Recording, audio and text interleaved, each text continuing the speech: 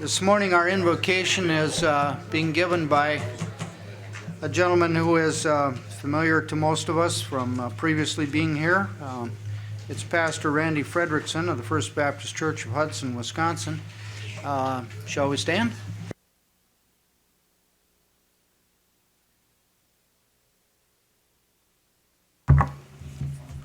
Gracious Lord of heaven and earth, in this season of Lent, slow us down. In this time of the year, make us more thoughtful. And Lord, make us honest enough to admit our own faults and to seek amends from you and others. Lord, in this season of spring, when new life will burst forth soon, we ask that you would open up our hearts to you in newness of life. Change us, Lord, where we need to be changed. As surely as plants shoot forth their leaves, may each of us, Lord, exhibit the wonderful fruits of the Spirit that the Apostle Paul shares with us. Love, joy, peace, patience, kindness, gentleness, faithfulness, goodness, and in this season, self-control. May these virtues of life, rightly lived, also inform all the decisions which these county board people make on what apparently is going to be a long, long session. Bless them, Lord, and I pray that this prayer has not been too long either. We pray it in your name, gracious Lord of heaven and earth, and all of God's people here said, Amen. Thank you, Buck. I pledge allegiance to the flag of the United States of America and to the republic for which it stands, one nation, under God, indivisible, with liberty and justice for all. Please be seated. Not bad for a Yale graduate. Oh, well. Gotta do your training somewhere. Well, we called together the March meeting of the St. Croix County Board of Supervisors.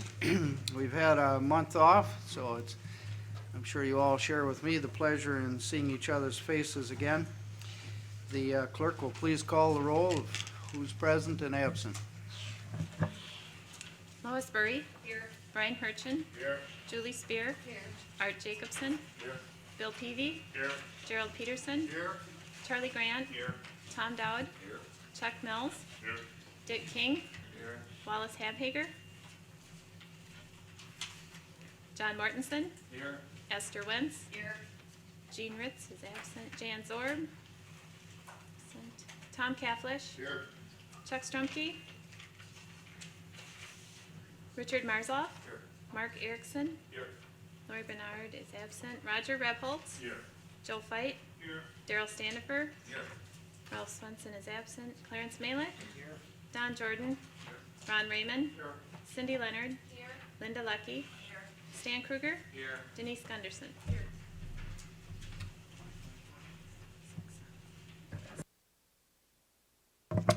Six absent, 25 present. Mr. Whiting, if you'd like to give the administrative coordinator's report, we're ready to hear you.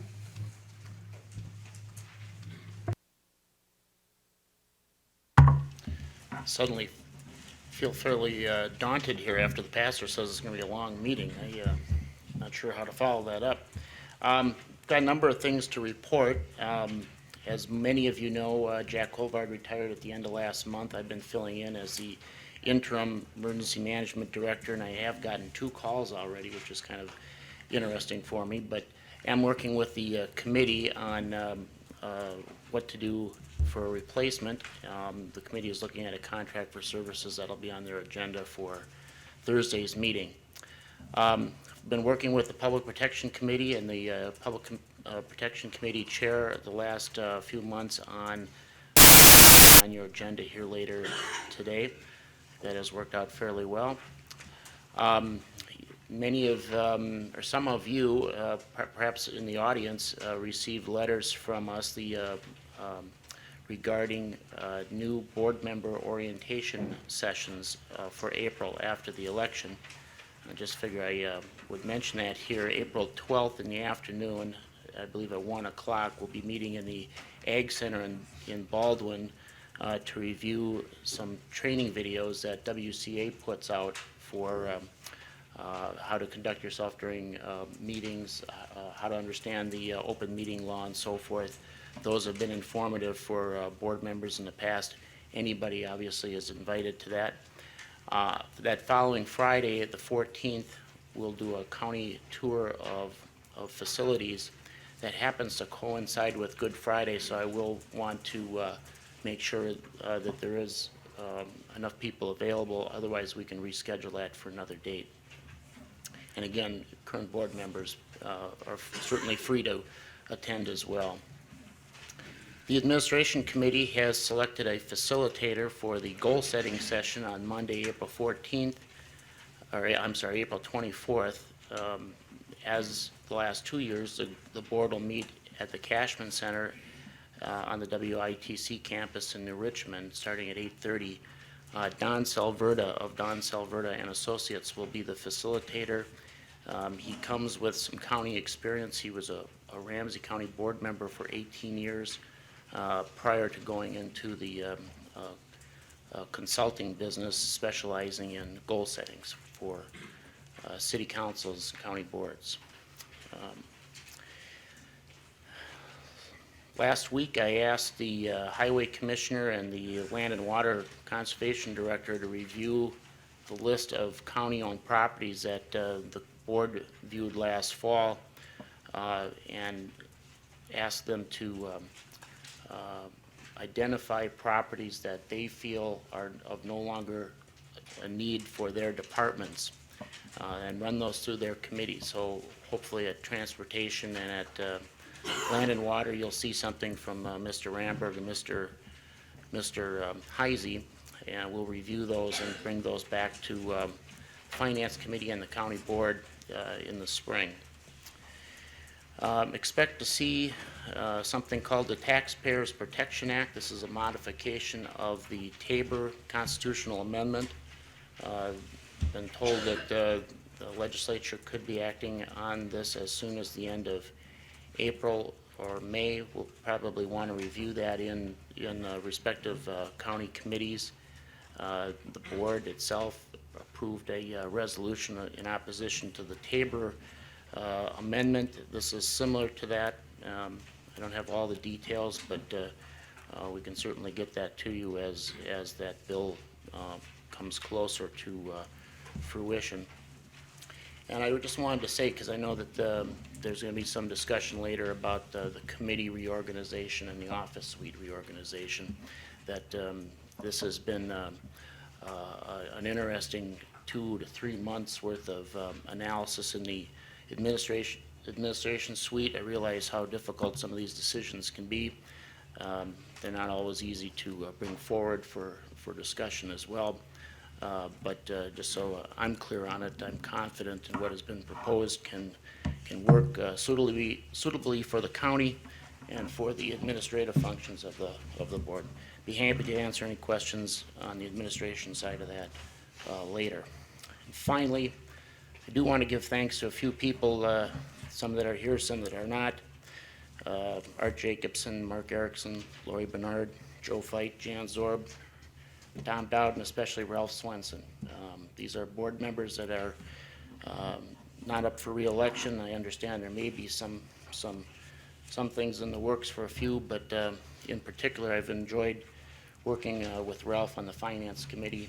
I always think that public services is one of those avenues that people get in not because of the money or because of the popularity of it, that it's a lot more drudgery than it is glory for sure, but people don't often get enough thank yous for what they do. And I've worked with a lot of elected people in my career, a lot here at the county, and I have a great deal of respect for all of you. I've enjoyed working for you.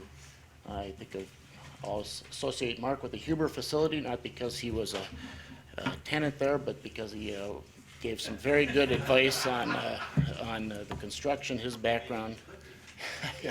Yeah, so far, he hasn't been a tenant there.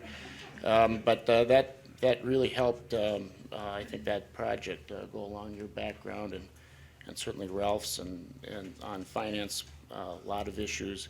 I'm coming up on my 6-year anniversary next week, and I think Ralph has been on the committee since I've been with the county, and I'll miss him a lot. So thank you. Thank you, Mr. Whiting. I was intending to bring up the matter of supervisors who haven't filed for reelection later, but this, since it's been brought up, is a good time to do it. I understand that Mr. Dowd plans to file his papers to qualify to be a write-in candidate, so I won't mention him, but Art Jacobson has had many years in county board service, and actually he did some calculating, and I think you'd be interested in it. Art, would you share that with us? Well, I had to take a look at the 18 years that I've spent on this board, and I added up the number of miles and meetings that I've had, and I've traveled over 63,000 miles, and I've had over 1,400 and some meetings. And if I calculate that in hours, it's like 4,200 hours, which is more than 2 years of 8-hour days. So, but the time has gone fast. I've enjoyed it, and I'll miss it some, but I'm at the point where I think it's good that I do something different.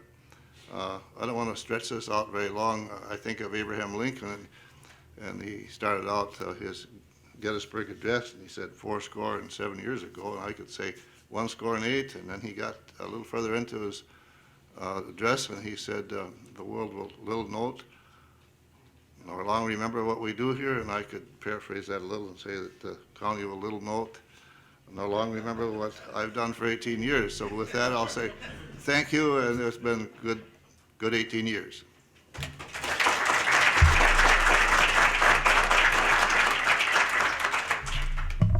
As the French would say, au contraire.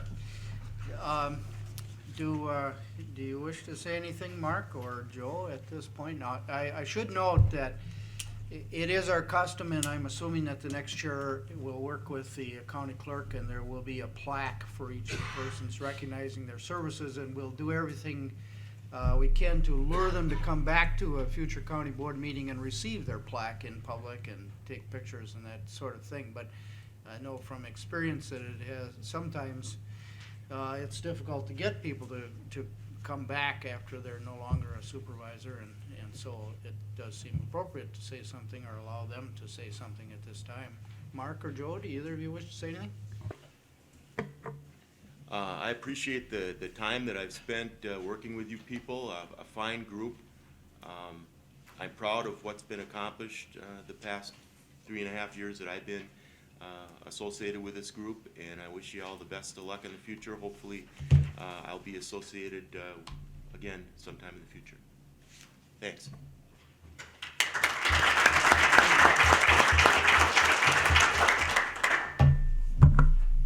Thank you, Buck. I too have enjoyed and appreciated the time I've been here, and I hope someday when I have a little more time, I hope to be able to rejoin this board sometime. Right now, my time just is too pinched. But thank you very much, and I've really enjoyed it.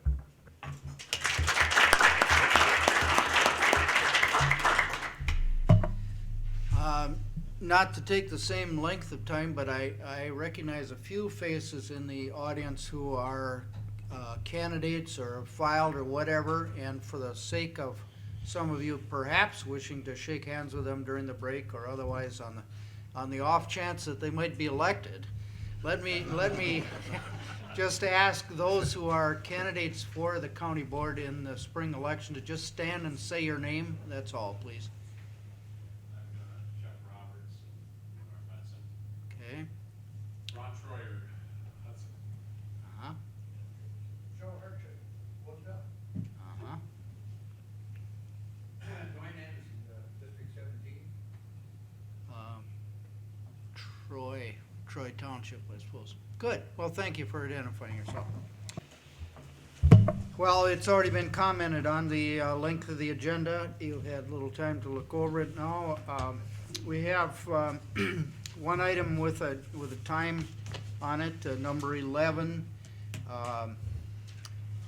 Just signal me, Mr. Whiting, when, is he here now? No. No, he's not.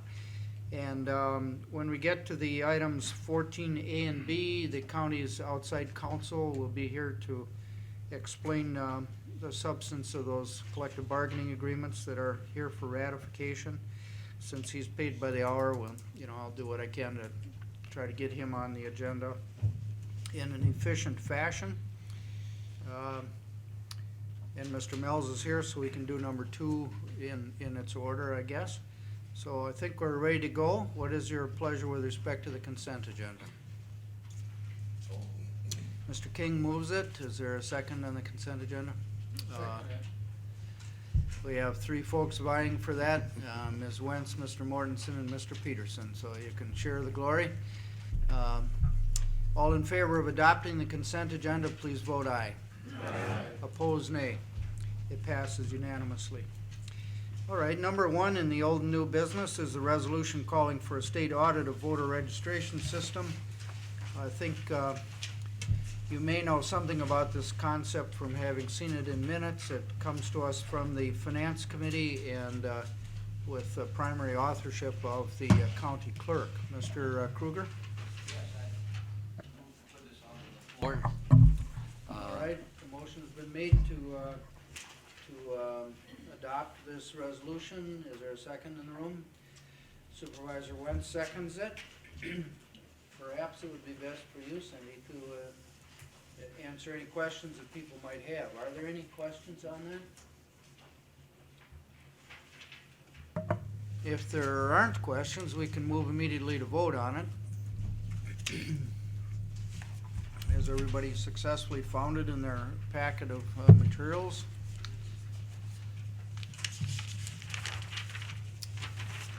Looks like this.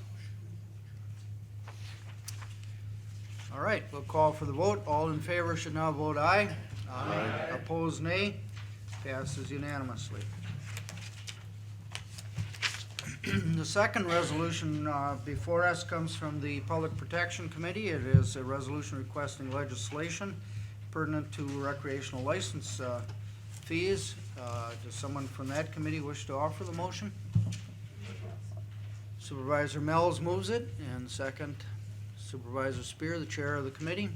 Do one of you wish to explicate it or answer questions on it? Let's first see if, do you wish to say something whether there are questions or not?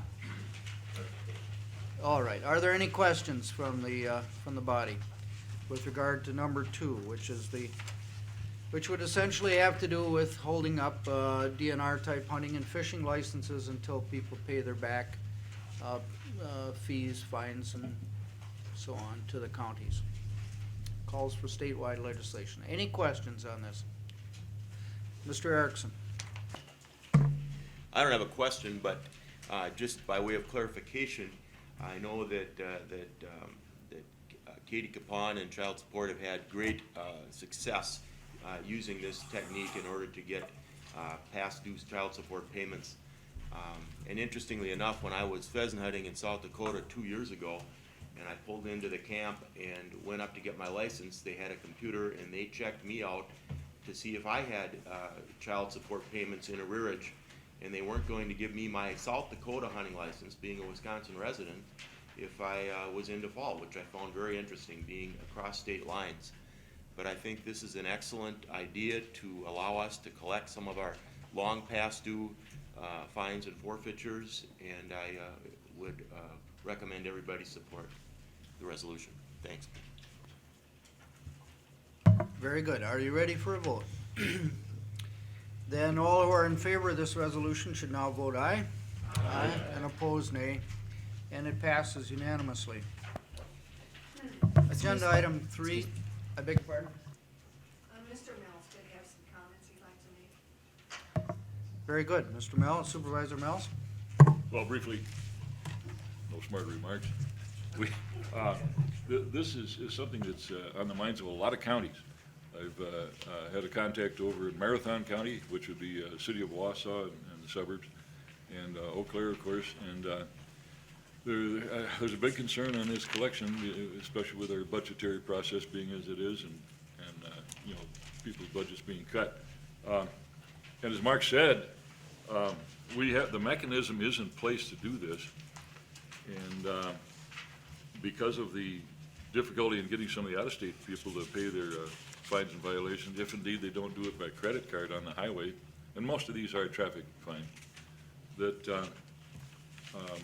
the mechanism will be the same as he stated for other sporting licenses, and it's a great way to get some of these funds.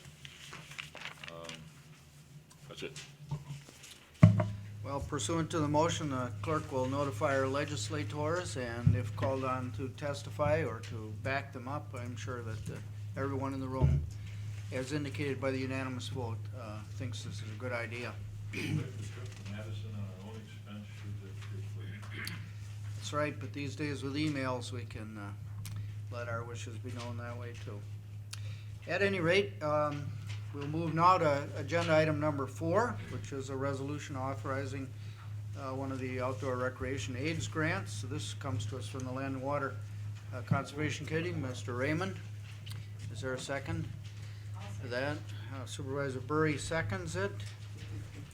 Now, there were 2 such things in the materials that were mailed out. One relative to the Pine Lake was withdrawn, but this one remains. Did you find it, supervisors? Do you have questions on it? If you have questions, either Mr. Heisey, who is here, or Mr. Raymond or others can answer your questions. If there are no questions, of course, we'll move to the vote. I see no hands. Is there anything you particularly wanted to say, Mr. Raymond? Nope, just available for questions. Yep. Then all who are in favor of this resolution should now vote aye. Aye. And those opposed should vote nay. And the vote is unanimous to pass this resolution authorizing the grant. Agenda item number 5 is first of several bylaw amendments. This one comes from the Administration Committee. Mr. Jacobson. Move the adoption of the resolution. Second from Mr. Cafflish. Either of them can answer any questions that supervisors may have. Are there questions? Mr. Chairman, the reason that this is brought before us is because our current bylaws indicate that if we're going to address the board or any other board member, that what we do is stand. And this was appropriate in the previous setting that we had, because in that particular instance, you could see all of the rest of the county board members because they were in kind of a big U-shape situation. Where here, if Julie were to stand, she would have her back to 80% of the people who are here. So we feel by the structure of this room, what we should do is keep it as we've been doing and just get the bylaws straight and have it say that you don't have to stand when you address the chairman or other board members. Mr. Stanifer? I just make an inquiry. Was there any discussion as this was considered with respect to the average age of this board, and is our infirmity having anything to do with our inability to stand? Yes, that was heavy in the discussions, was the age. I detect signs of frivolity, and that suggests that it would be appropriate to vote and dispose of the matter. So all who are in favor of the resolution to amend the bylaws as indicated, please now vote aye. Aye. And opposed, nay. It passes unanimously. Thank you. Now, I might note that Clerk Campbell and Vice Chair Jacobson and I have all had inquiries from a reporter from the St. Paul Pioneer Press who indicated this was of interest, and that there might be a story on it tomorrow. Now, as we all know, at this time, the future of the Pioneer Press is on the knife edge, and so the chair notes that your purchase of an extra newspaper could help to push that off the knife edge one way or the other. Next is agenda item number 6, which pertains to the mailing of things before board meetings. This also comes from the Administration Committee. Mr. Jacobson. I move the adoption of the resolution. there a second? Mr. Rebholz, Supervisor Rebholz seconds this one. Discussion? You're aware that we've had, excuse me, Buzz, why don't you go ahead? Well, I was just saying that it's really a shame that we cannot have this done within a 10-day period. I received a call on Friday for agenda items. That's for the county board agenda. Now, that is, I already had the items already turned in, but that's the Friday before, and that's for our main business. I do think that we should be able to make that 10-day meeting. The tax increments I received today. I did not get that in the packet prior to the meeting. I think we could just try a little bit harder. Okay. Buzz? I have a problem with the fourth whereas. I can't believe that it's in there. It reads, whereas for years it has been common practice to fail to meet this deadline. I think that's a really poor rationale for trying to promote this resolution. Okay. Any other comments? Linda? Well, you know, we have this problem, and we've been complaining about it, and this resolution is a step backwards. I mean, I don't know if 10 days is the appropriate amount of time. I mean, I'd go for something like 5 days with it saying shall be, but this is going backwards. It's not addressing the problem. It's doing nothing. And today, we didn't even receive this first resolution in the mail. I mean, the first time we saw it was when we walked in, and that's just poor practice. I received this several days ago. I don't know why you didn't receive it earlier, but we're open for an amendment. Supervisor Raymond? Yeah, I guess I would chime in and say, I think that it's appropriate that the board get the resolutions that we're to act on in sufficient time to look at them and make some judgments.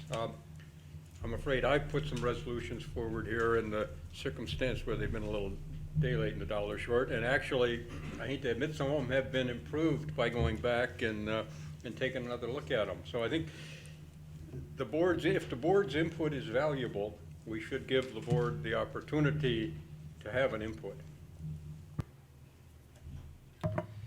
It has been noted that some of our problems are self-caused by our schedule. Most of our committee meetings are in the first and some in the second week of the month. And then our county board meeting by its routine is only the very next week after that. If we were to move our county board meeting to the last week of a month, we would open out more time for committee work to occur during the same calendar month and still make it to the county board agenda. That is a consideration. As it is now, to observe the 10-day rule many times would require that action not be taken by the county board until the month after a committee meeting in order to make time for the typing of things and mailing and so on. It's not an easy question in the opinion of the chair. Do you have other comments you wish to make with regard to it before we vote? Mr. Rebholz. I think 10 days is a little too restrictive. Personally, I think if we were able to get this material the weekend before the board meeting, we've got enough time to look it over. Noted. Of course, weekends are non-work days. If the question has something to do with our county board staff researching matters where a supervisor wants to know more background on a topic, or if it involves things in the private sector where you wish to talk to people, who only work the 5 main work days of the week, it wouldn't solve that, but the chair notes the spirit of compromise in your suggestion. Mr. Marzal. When we vote, I would like to request a roll call vote, please. Sure.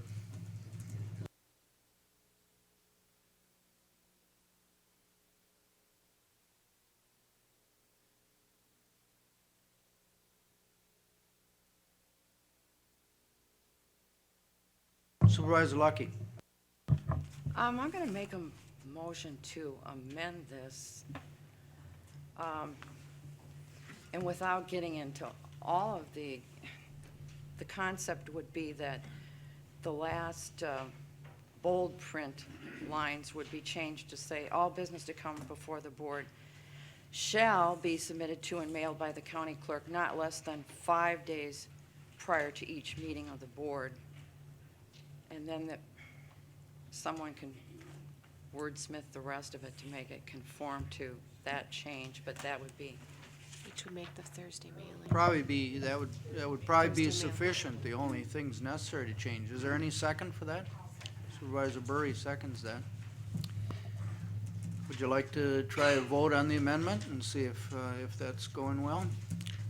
Do you understand it? It is, if you look on the page here, it would be to make the change down here, and this is the only part that's proposed to be changed in the bylaws anyway.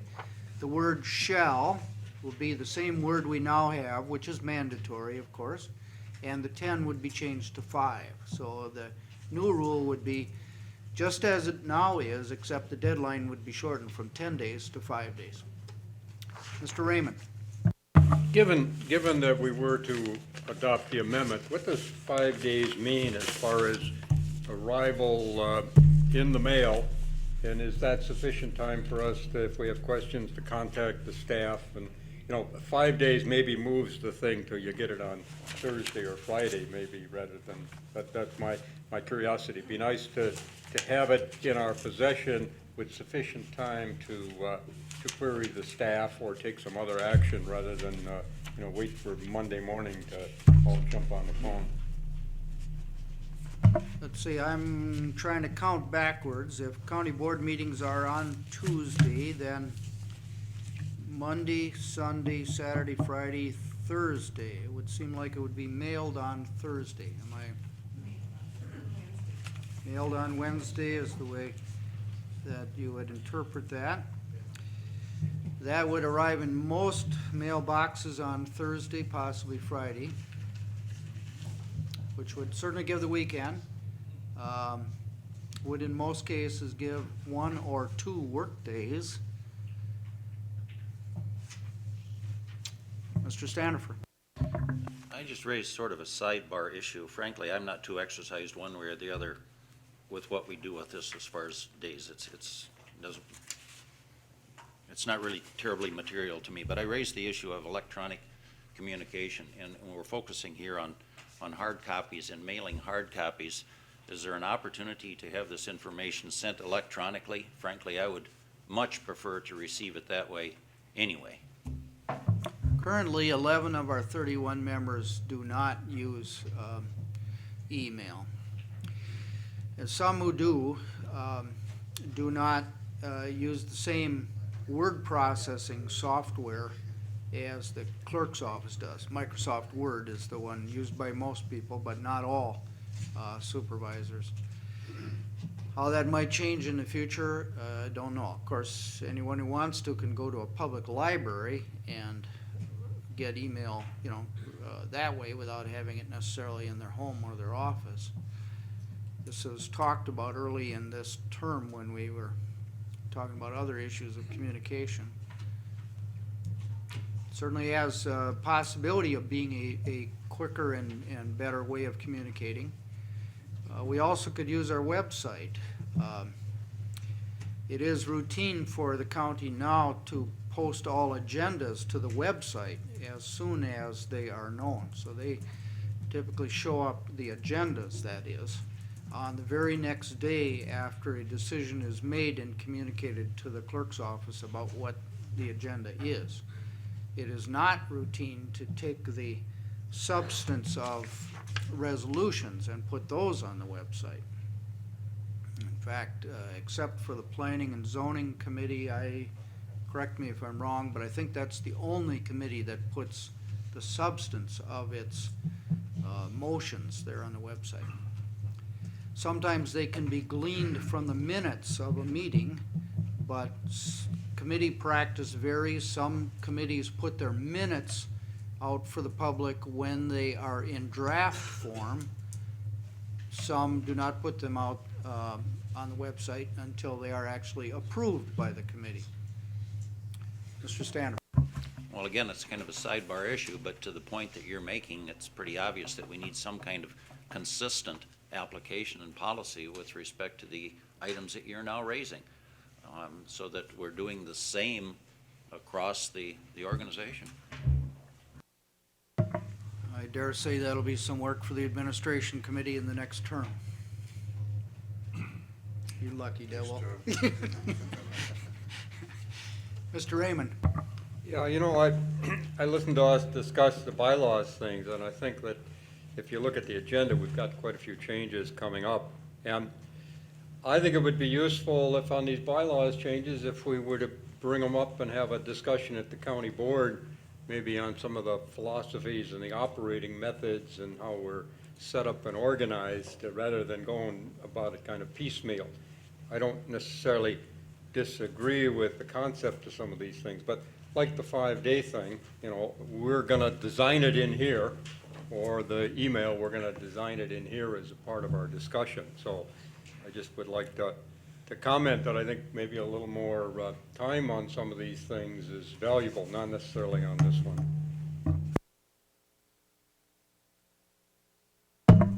We have a pending motion to amend this resolution. Unless we have a motion to table it to some time or other, the chair is going to move us forward to acting on the proposed amendment. The amendment would shorten our mandatory time frame to 5 days from its current 10 days. All who are in favor of the amendment should now vote aye. Aye. All who are opposed should vote nay. Nay. It sounds like the amendment has passed. Do you desire further debate before moving forward on the amended motion? Mr. Marzoff. Mr. Chairman, I would like to add another amendment regarding the signatures, which are mandated in our handbook. Article 5, Section B, subsection 11 reads, "Every written resolution and ordinance shall have endorsed thereon the names of the members of the introducing committee." In our packet of mailings, 12 of the 18 places that provided for signatures of committee members were vacant. I would like to add to this resolution on which we are about to vote an amendment that indicates that that section will be respected. Mr. Marzoff, I hate to disappoint you, but the chair is going to rule that your motion is so substantial a change from the one that we have here, which deals only with the deadline, that it is non-germane and therefore cannot be acted on today. The chair will certainly be glad to refer it to the administration committee for action at a future time. If the board wishes to overrule the chair, the board will hear such a motion. Not hearing it, that matter will be referred, and the minutes should reflect that it will be referred to a future administration committee. Anything else before we vote on the amended motion? All who are in favor of the amended motion should now vote aye. Aye. All opposed. Oh, indeed you did. I'm sorry. The clerk will call the roll, and it will begin where? With Mr. Jordan. Don Jordan. Ron Raymond. Cindy Leonard. Linda Lucky. Stan Kruger. Denise Gunderson. Lois Burry. Brian Hirchin. Julie Spear. Art Jacobson. Bill Peavy. Gerald Peterson. Charlie Grant. Tom Dowd. Chuck Mells. Dick King. John Mortensen.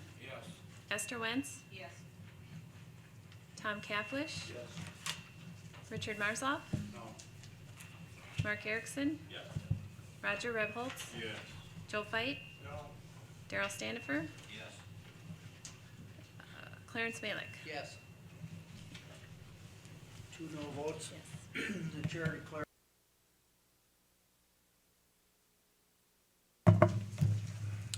We'll now take up topic number 7, the resolution amending the bylaws regarding the Wisconsin Counties Association Convention. Again, it comes from the Administration Committee. I'll move the adoption of the resolution. Jacobson and Catholish. Have you got questions about it? If so, the members of that committee can address them, or chair can. Are there questions? Does anybody desire discussion of it? This was mailed out more than 10 days before the meeting. But of course, it wasn't signed until this morning.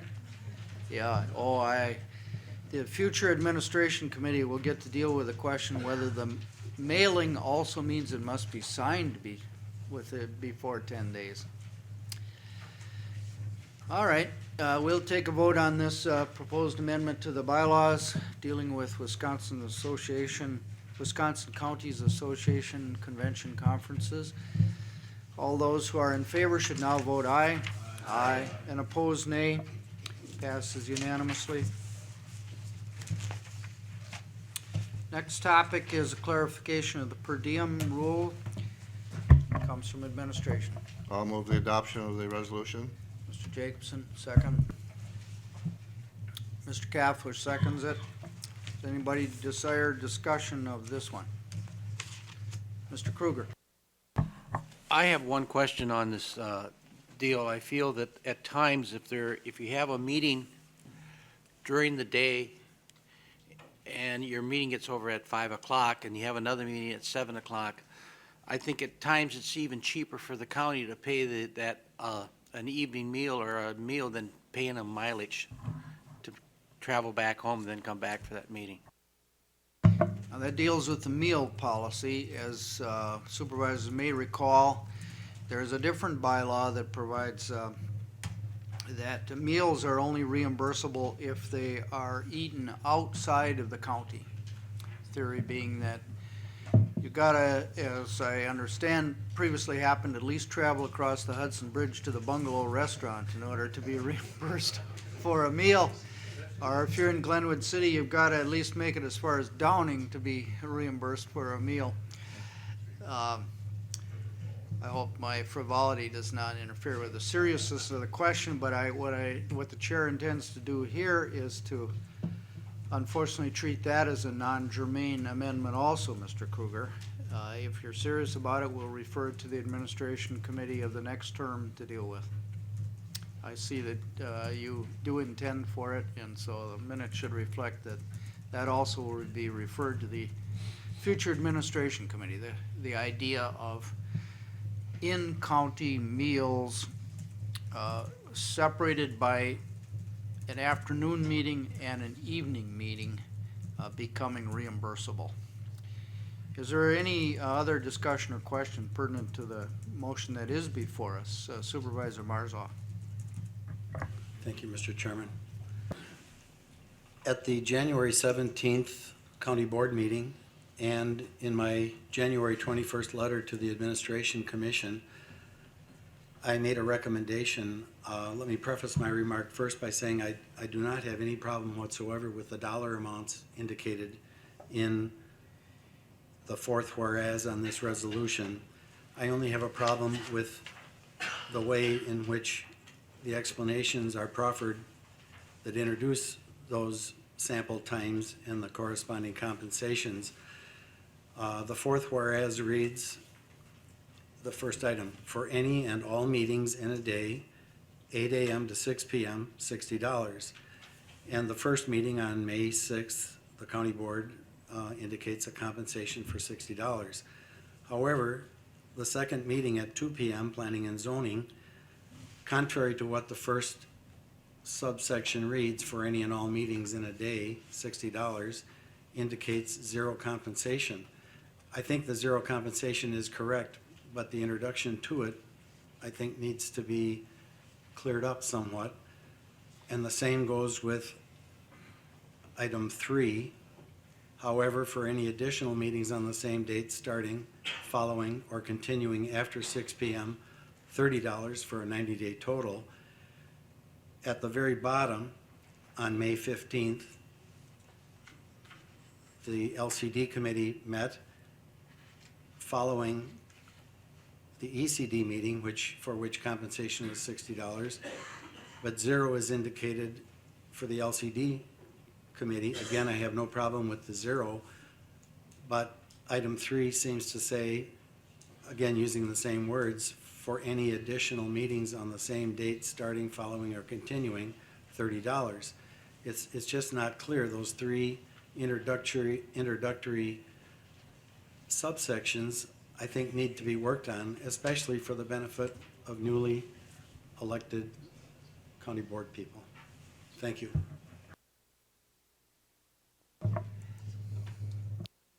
Well, I believe, Mr. Jacobson, you can speak to that, but Mr. Marzoff submitted language which the committee considered, and the committee thought that this was clear. By way of background, by no stretch of the imagination could anything be done today that would change the actual compensation beginning with the new board, because of course we're too deep into the election cycle.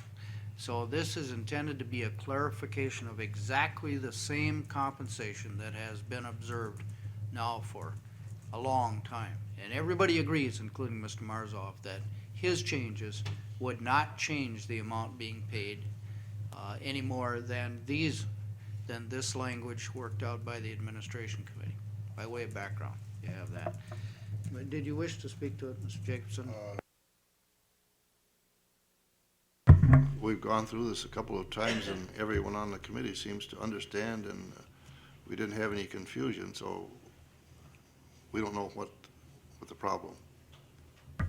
If I may respectfully add, I think perhaps the reason there is no confusion, Vice Chairman, is that you and the committee members are more seasoned than newcomers. And in deference to newcomers, I'm simply requesting a clarification similar to that which I suggested on page 3 of my letter to the administration committee dated January 21st. At the moment, it seems to be a disagreement on whether it is clear or isn't clear. Perhaps we should resolve that through voting. Is there any other discussion? Supervisor Gunderson. Is it possible that we can see what Buzz is talking about? If the administration committee knows it, we don't know it. Is it possible that we can see if it makes it simpler?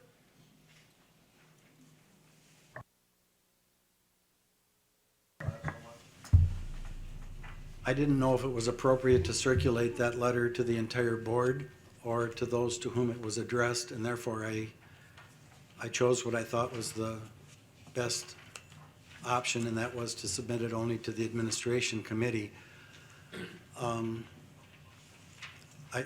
thing comes to my mind as a possibility, however, it would protract this meeting. I could make a transparency of that page and project it on the screen for all of you to see, or else we could table this now and bring it up later, and I would have copies of that letter prepared for each of you.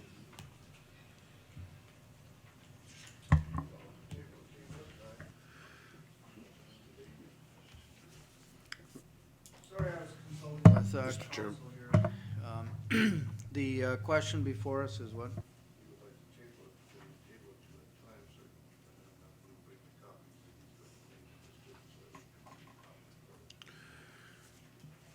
There was not a motion to Absolutely. table. Mr. Chairman? Who's next? Mr. Kaflish. I think that the purpose of the administration committee was to simplify and take out any of the considerations that seem to cause problems in regards to how per diem would be paid. I believe that even in light of what Mr. Marsloff has presented and written, his suggestion does not change anything from what this before you exemplifies. I think the only thing that Buzz seems to be concerned about is the new members. Well, the new members will learn quickly because the fact that this is written and all of their per diem requests have to be approved by the county board chairman and the clerk, And I think that that'll be taken care of, and I think we should vote on this as it is. Mr. Peterson? In light of the discussion and the complexity of the issue, I move to table this issue until the April board meeting. If seconded, that will be a non-debatable motion. Seconded by Mr. Marzoff. All those in favor of tabling to the April meeting should now vote aye. Aye. Opposed, nay. Nay.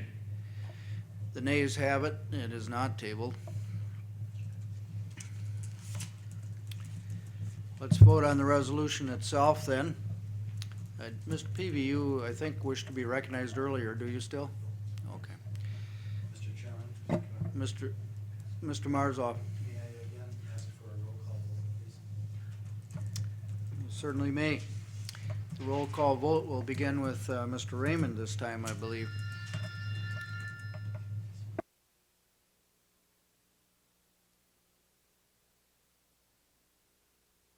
Lansted Holmes.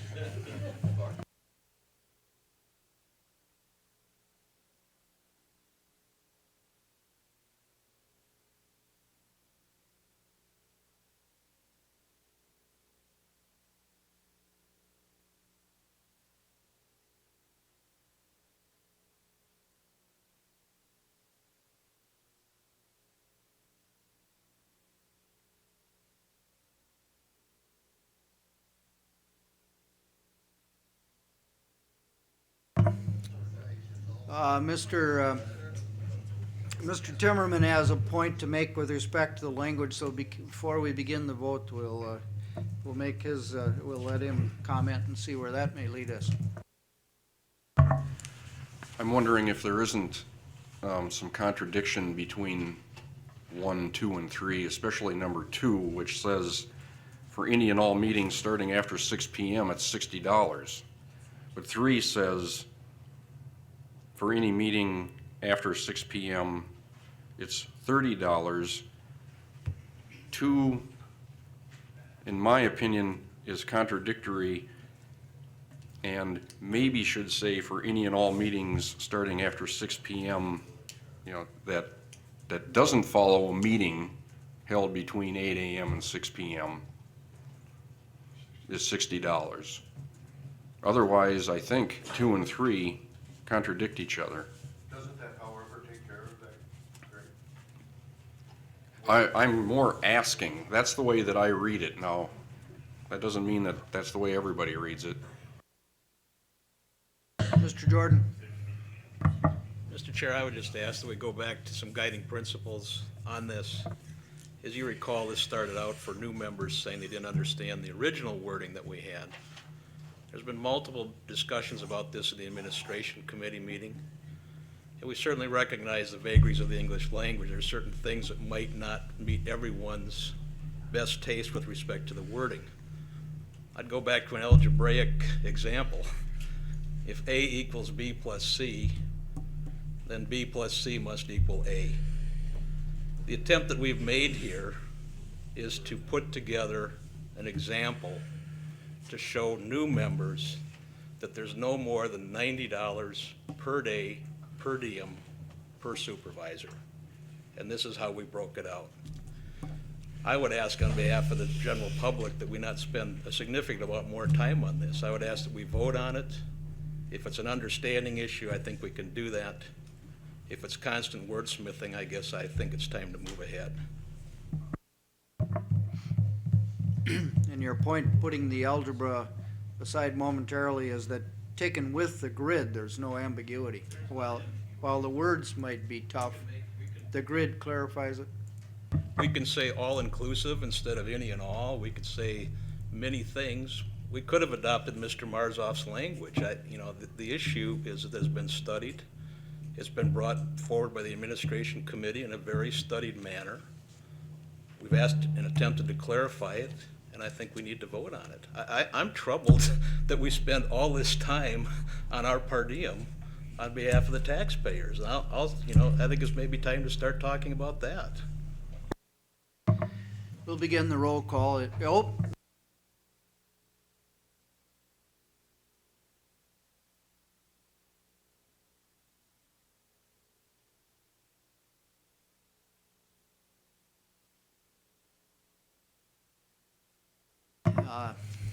The chair believes that that would be overkill. And subject to being overruled by the board, the chair is going to rule that unnecessary. Mr. Kruger. Supervisor Marzal has a letter going around. The back row has not seen it yet, so I guess it'd be kind of hard for us to vote one way or the other until we see that. No, but somebody's, I'm sorry about who circulated it. I think the only thing that you should do is maximum per day would say $90. Maximum per day is $90 per diem. You know, you got $90 daily total. Maximum per day is $90 for a supervisor. And that would solve your problems, Mr. Jordan. Would you agree to that?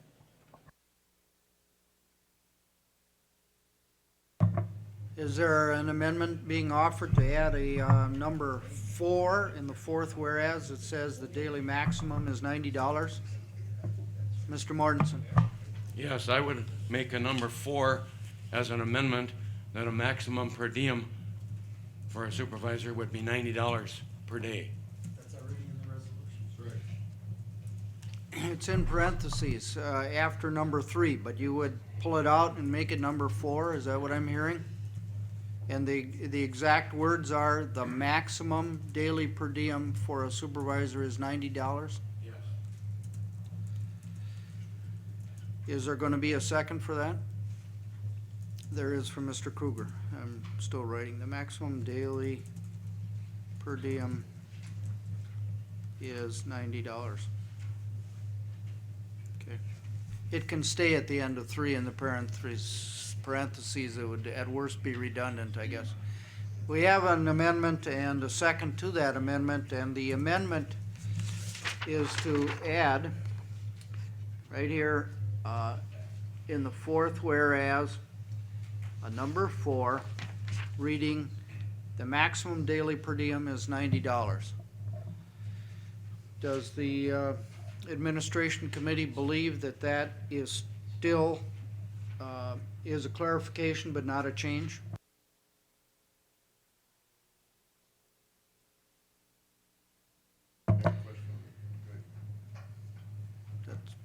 Okay.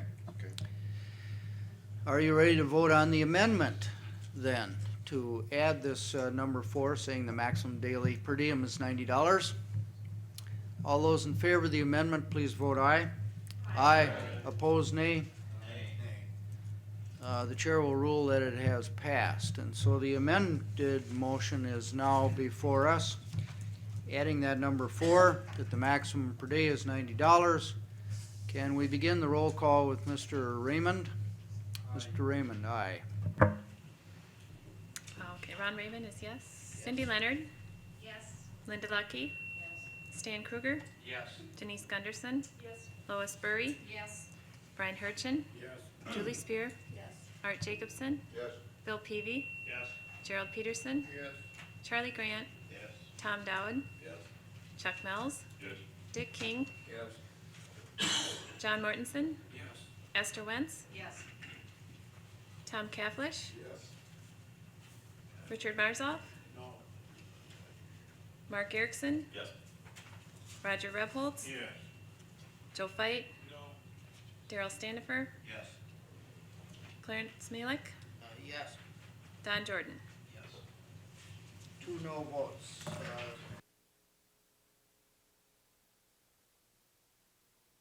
We'll take up number 9, which respects department head vacancies. And this is, again, an amendment to the bylaws coming from the administration committee. I'll move the adoption of the resolution. The motion has been moved by the chair of the administration committee, Mr. Jacobson. Is there a second?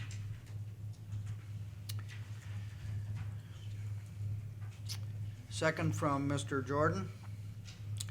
Are there questions about this one? It was tabled, I guess, a month ago, 2 months ago. Yes. Mr. Raymond. Yeah, I guess I want to talk about it a little bit. It's been, as chair of the Extension Committee, I took it back to the extension group, and we contacted the University Extension System, Mike Perkel, who's the district director, and he brought forward some statutes that govern at least a portion or make suggestions on how you might govern an extension committee. I went to administration committee with this information, and as a result of that activity, there were some changes here. It was reviewed by Corporation Counsel, and Corp Counsel has said that it meets the intent of the statutes. So I guess I feel that we at Extension don't have any objections to this, since it now meets the statutes and the university has agreed to the particular changes that were made.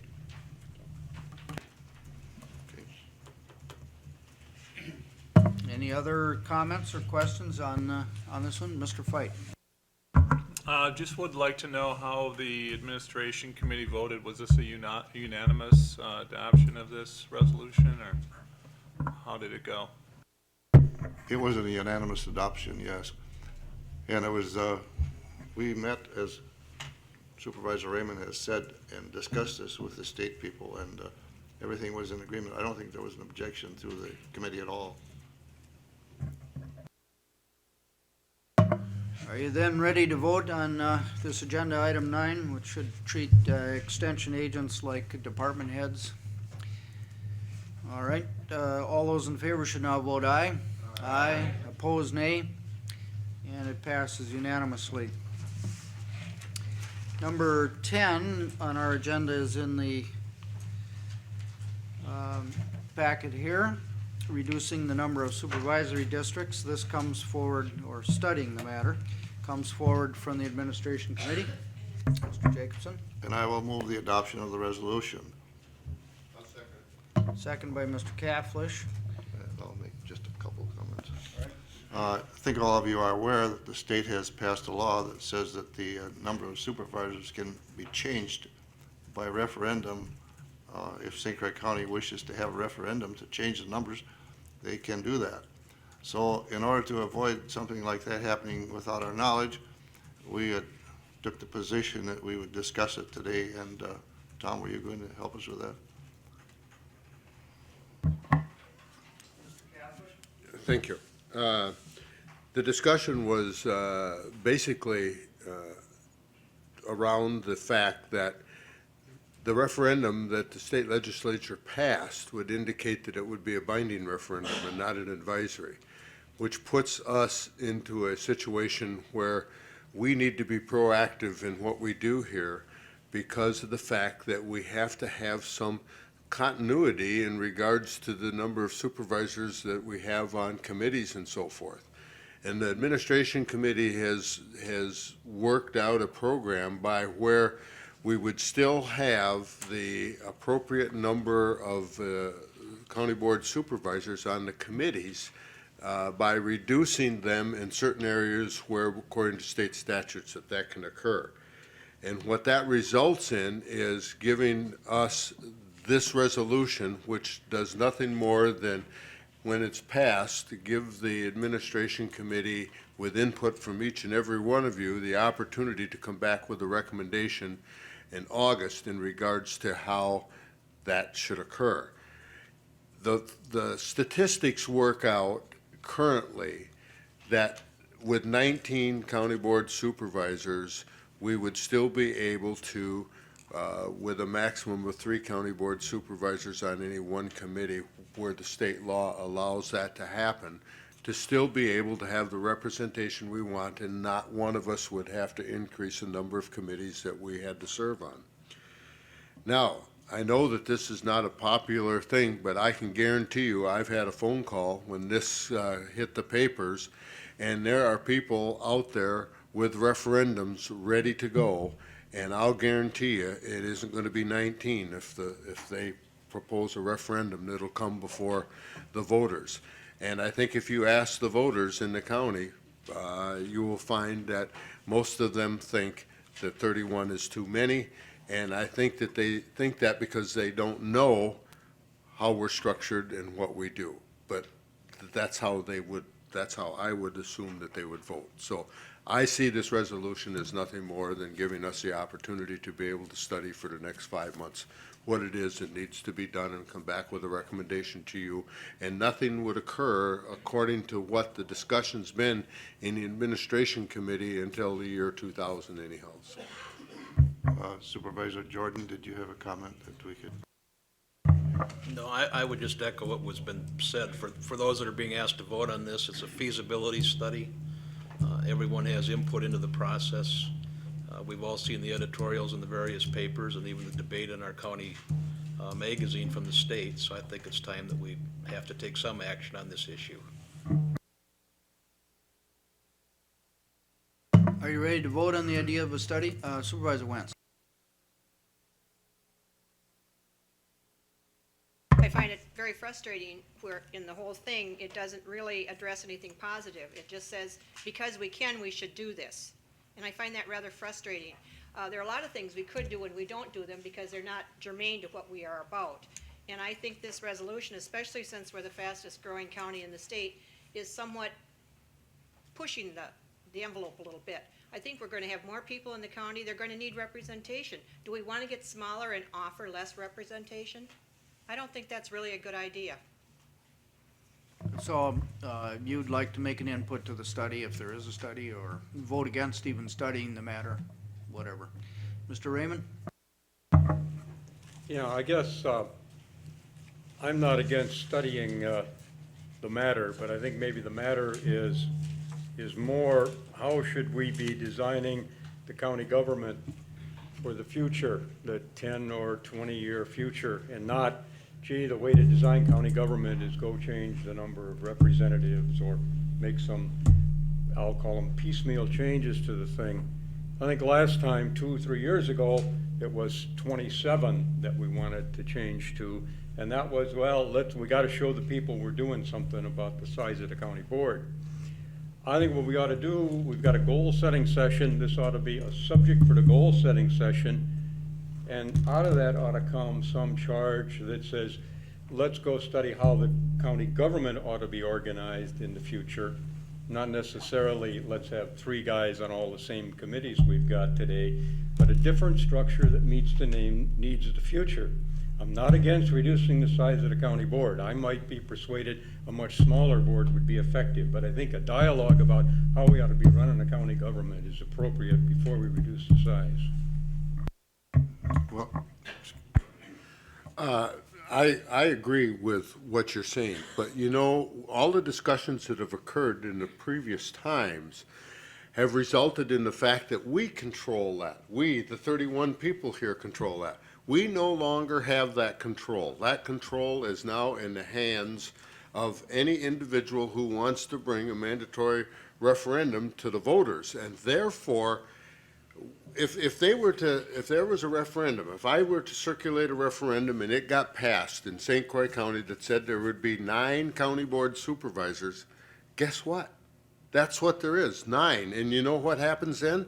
Then you guys go figure out, the 9 of you are left, how you're going to do it. I think we ought to be proactive, and I think that we should be proceeding to study this over the next 5 months and then come back and see what it is that we need to do.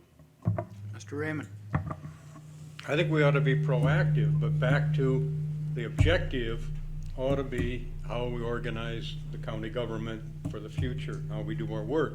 We've got a perfect opportunity with the goal-setting session. We're all going to be in a setting where we can have a discussion, and certainly I would think that would be a major objective is, okay, how are we going to put this thing together for the future? And out of that come some decisions as to who should study it. Maybe it's a select committee. Maybe some of the new members have got some ideas to voice. You know, this moving on things prior to the new members being here has got some merit, but it's also got some downsides. So I would strongly suggest that we put this on the agenda for the goal-setting session, and the objective of that ought to be, out of that comes some consensus on the part of this board as to how to proceed, rather than let's make it 10. And I think that would be the appropriate proactive action to take. I think that I've listened to the administration committee and met with this Mr. Salverda, who's going to facilitate the goal-setting session, and it's highly probable that it will be a topic. What he intends to do is to ask you what topics you want to talk about. What are the priorities for the county for the next term? And so I at least would be saying, well, this ought to be one of them. It was on the county board agenda in the month of March, and they passed or they didn't pass a resolution to study the matter. And it's an important matter because the citizens now have a new voice on the topic. So, yes, I think there's a 99% probability it'll be on the agenda for the goal-setting session. If anybody asks for it, it'll be there. Next would be Mr. Mortensen. I would echo the same words as Supervisor Raymond, but also I would add that we get our news out of Minnesota, and a lot of counties there have 5 to 7. And Supervisor Kellish here has mentioned that a referendum could take place and our hands would be tied. Also, I think it's Milwaukee or Waukesha County has either 13 or 15 full-time supervisors, and they're drawing down 55, 60,000 plus. So it needs to be studied, I think. Next is Mr. Standifer, followed by Mr. Kruger. I would see the passage of the resolution as facilitating what the supervisor from Town of Hudson is suggesting. It would in fact move the topic forward. We would in fact study it. I don't see anything that's mandatory in the resolution, including the number 10. It's a suggestion that we implement a feasibility study.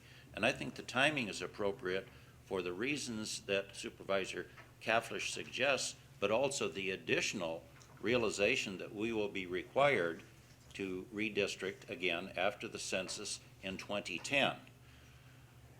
Knowing the fact that we do in fact need to redistrict at that point, and there would be the possibility, remote as it might be, but the possibility that we would be required to redistrict because of the circulation of a petition calling for a referendum in advance of that, I think it's absolutely mandatory that we study the issue and know what the determination of this body is, either in advance of the possibility of a referendum or in advance of the certainty of the fact that we need to redistrict after the next census.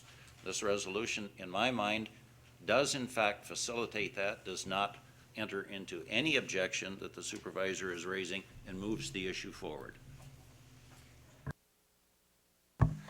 I guess my question the only thing that has to do with the resolution is the feasibility study.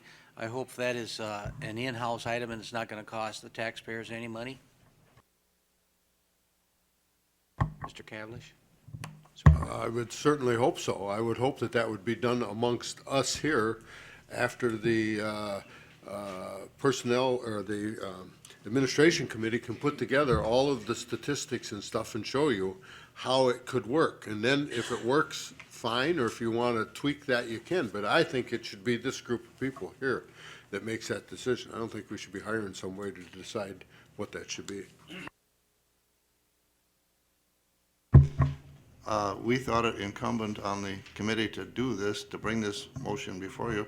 And I think what we've done is we've brought the information to you and you're aware of it and you're thinking about it, and that's what we wanted. And hopefully this was a better idea than to let it dump on us after the referendum was in progress. So, thank you. We'll do a roll call vote on this one. A yes vote is a vote to pass the resolution to make the study. A no vote is to not make the study. And I guess the roll call probably begins with Ms. Leonard. Cindy Leonard? Yes. Linda Lucky? Yes. Stan Kruger? Yes. Denise Gunderson? Yes. Lois Burry? Yes. Brian Hurchin? Yes. Julie Spear? Yes. Art Jacobson? Yes. Bill Peavy? Yes. Gerald Peterson? Yes. Charlie Grant? No. Tom Dowd? Yes. Chuck Mills? Yes. Dick King? Yes. John Mortensen? Yes. Esther Wentz? Yes. Tom Kaflish? Yes. Richard Marzoff? Yes. Mark Erickson? Yes. Roger Rebholz? Yes. Joe Fight? Yes. Daryl Standifer. Yes. Clarence Malick. Yes. Don Jordan. Yes. Ron Raymond. Who knows?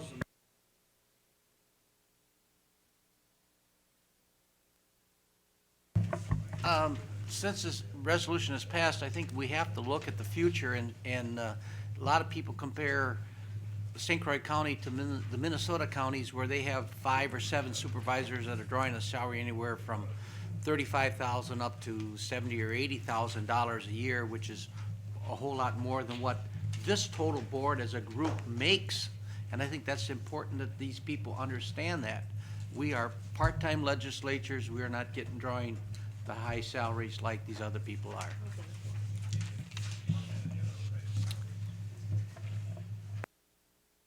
We'll take a recess for until 25 after by that clock. On the appraisal of excess government center land, and to set the stage and do the context, I'll call on Mr. Whiting. And Mr. Kruger, you certainly can supplement anything that Chuck doesn't cover, you'll pick up, I presume. Are we missing a lot of people? It seems like we are. What's going on? I see some are standing, but let's begin anyway. It has the potential to be a long day, so.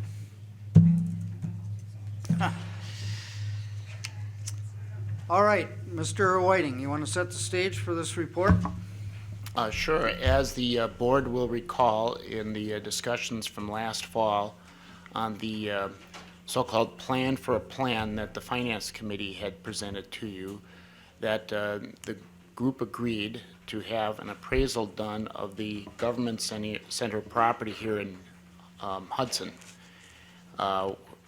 We did some valuation and selection of an appraiser, Mr. Jeff White, of valuation specialist of Eau Claire. You're getting a handout from him. I'm going to introduce Mr. White. Jeff, if you could come on up to the microphone. Do you want me to introduce your assistant as well? Sure. Renee Ippolite. Yeah. Okay. Jeff and Renee. Jeff will make his presentation. He made this to the Finance Committee a couple weeks ago. Well, this crowd looks a lot better than the one I gave this present to last time, so. You got us there. You're thinking of me, Well, not really. The rest of the Finance Committee are actually good-looking. Actually, can everybody see me okay? I mean, usually I have a step that I get up on. Feel free to stand up, Jeff. Okay, thanks. Oh, got a comedian here too. I knew there was one in the crowd. My name is Jeff White. I'm from Valuation Specialists. We're a full-service appraisal firm. We have an office in Eau Claire, one in Minneapolis, one in Mankato. We have a small office in Phoenix, and just opening one up in Michigan. We were asked by the county to do a few things relating to the value of the land surrounding the government center. One of those was to get an idea of some of the land values surrounding the property, some of the highest and best use, and then also to determine what could be a proposed development of that property as it currently sits and how it would work into the development as the city sees the city being developed in the future. I put together just a short summary of some of the key points as it relates to the property that we looked at.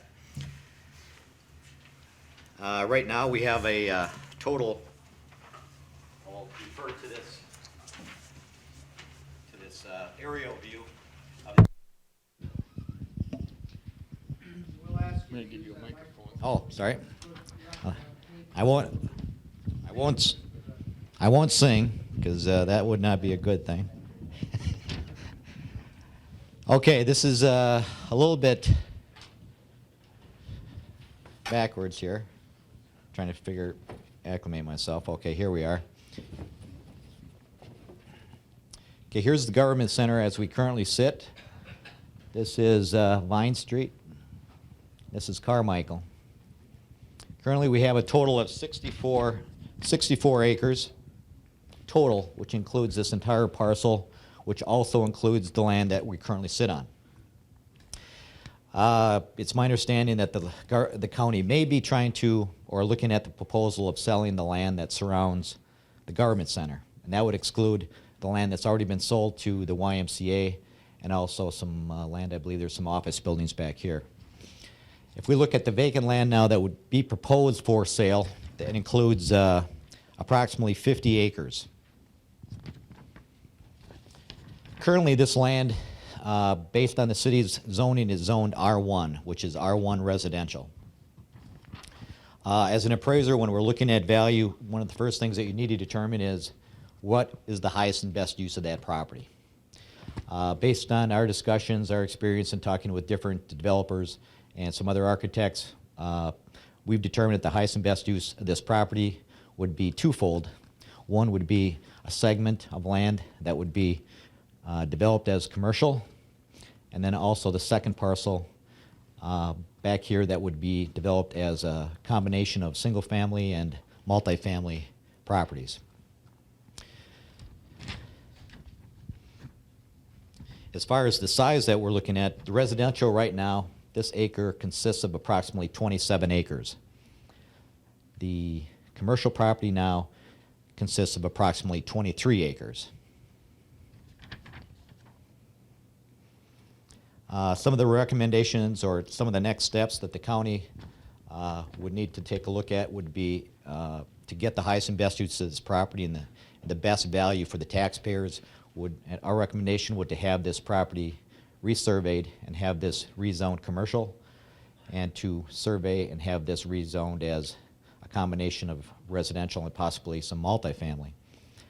Some of the things that the property itself has some great attributes to it is there's some lowlands that runs through the property. Right now we have a walking path that goes through here on the north side. And this would lend itself to almost like what we call just a parkway that would give a potential developer the opportunity to put a high-density multifamily in this area and then have a transition area into some form of bay homes or duplex or townhouse-type homes along this side of the boulevard, and then have the remaining area developed as some form of single-family. The property is set up. It has some great access points. It has actually 3 different access points right now.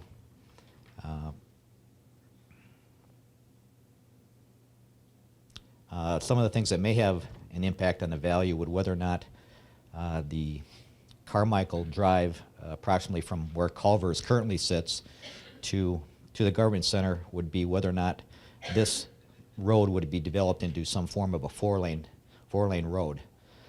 If that would happen, it certainly would have an impact on the value of the property itself and all the land surrounding it.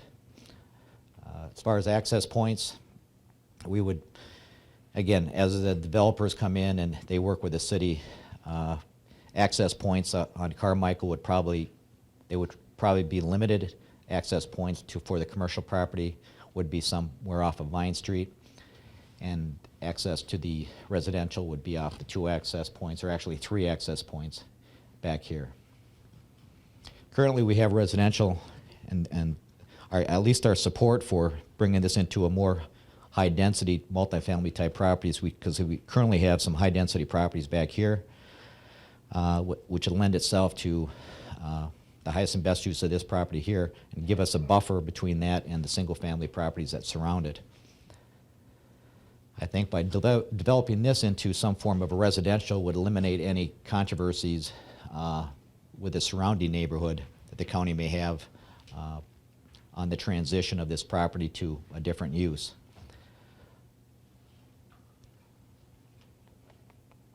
Some of the things that we would recommend if you decide to go further as far as selling the property would be to develop a RFP, request for proposal, which would involve interviewing potential developers, buyers of this property.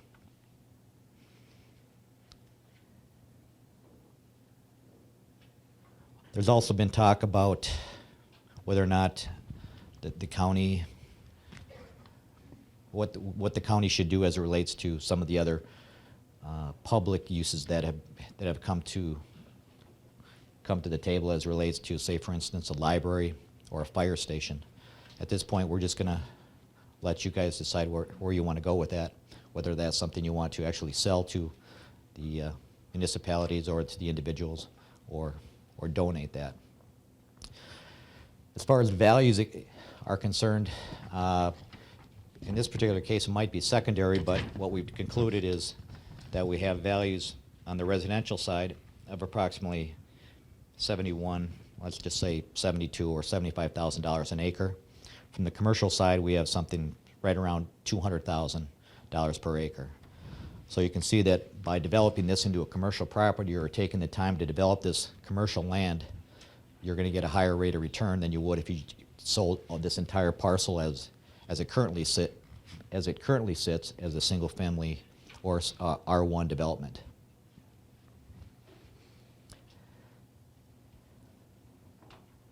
I think that's all I've got. Does anyone have any questions? Feel free, supervisors, to direct your questions to Mr. White directly, and if you want to come back to this mic or stay from that mic, that's fine, but do use your microphones, please. Mr. Mills. You mentioned the fire station. We were approached about 2 years ago, I believe, by the city with a possibility or a request for a possibility of a fire station. I'm just wondering if a placement of a station there, if you could split the commercial plus the fire station, would this affect our insurance rating? Would we reduce insurance rating for out here? I don't think we've checked into it yet, but if it'd be worthwhile. The second thing would be, would there be still a plan for a greenway buffer in the area that we have back there now, this rise of elevation with greenway? X number of maybe partial acres, I'm not sure. I think that's something that the city is going to have to work with the developer as far as what has to be dedicated as green space for the amount of residential properties that are, or commercial properties that they'll develop on the site. And that'll include also a retention pond. As you're probably aware, there's some lowland in here that eventually will be used for some form of retention pond as this property gets developed, and that'll have to be determined by an architect or developer to determine how big that will be and how it's engineered. So we're getting probably into a different stage that really, I'm not sure it would affect your decision as far as what you do with this property. That would be the next step as far as how the property is going to be developed. And surveying it. There is one thing we brought up in the first meeting is that there is, as we indicated, a natural lowland in here. And as it relates again to the values, as everybody understands, when you're selling a smaller parcel of land, obviously you're going to get a higher dollar per square foot than versus selling a larger parcel of land. So one recommendation would also be to maybe segment this into a separate parcel itself, and within that you could, dedicate maybe a fire station or a library or something to that effect. I think you might have to work closely with the city and find out what their planners are looking at as far as future development within the city itself. And I think that's probably your next move, would be to work closely with the city and their developers on how they see this thing coming together. How much did you say the commercial would be worth per acre? Well, right now, as far as the size, about roughly 200,000. Let's just say 200,000 per acre. But as you get into smaller parcels, obviously you're going to increase that value. As long as you have the infrastructure. Correct. Yes, sir. It says here that the value is based upon large acreage sales and comparisons. Where were those? Were those local, or were those from the metro, or? They're all local. There. Thank you.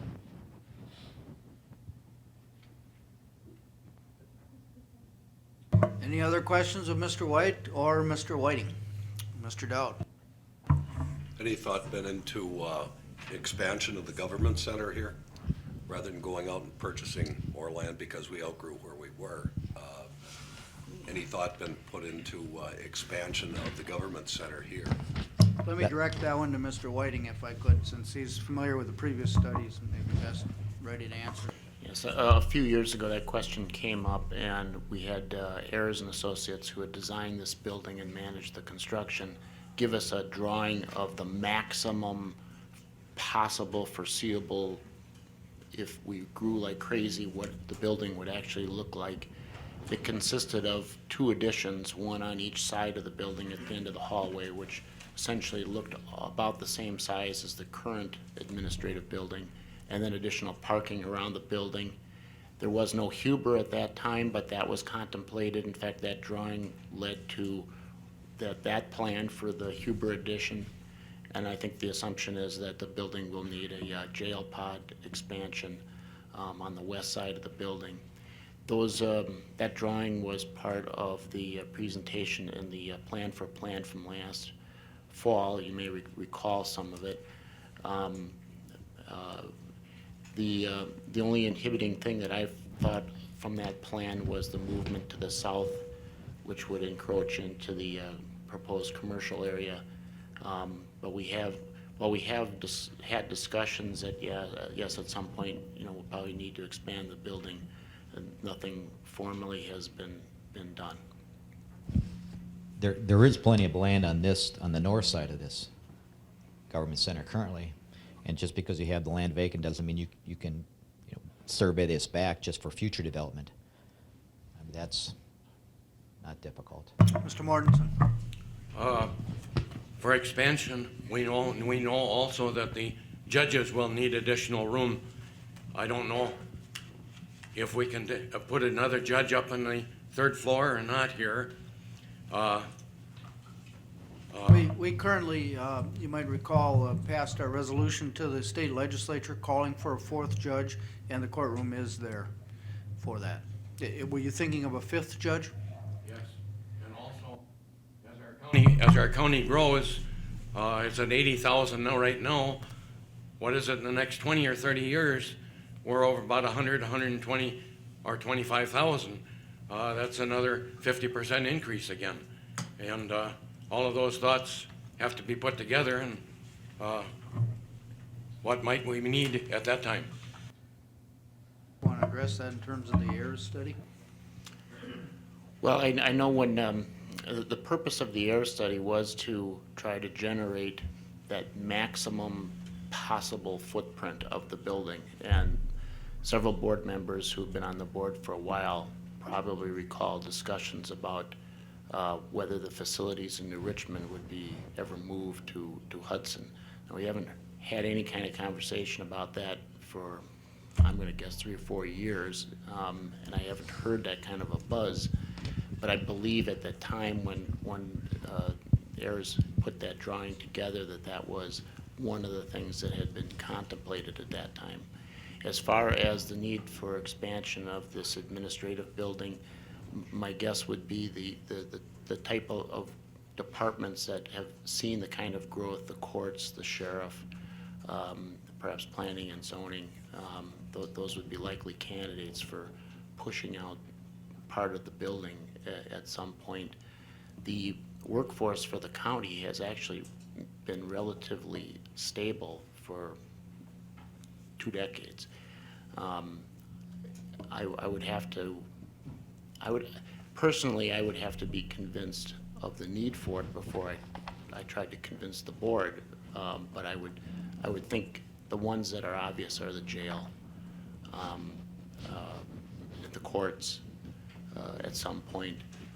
I suspect whenever that date comes, that one of the decisions that the board would have to contemplate is the relative land value of this property versus property someplace else in the county, if it wasn't a function that we typically utilize this property or this building for right now.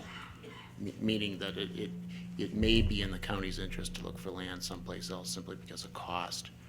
I only throw that out because you'd be comparing relative values, but the types of functions that we have right here, I think the pressures right now in the building are upstairs and the jail.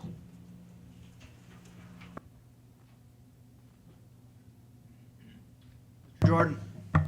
Just two quick observations.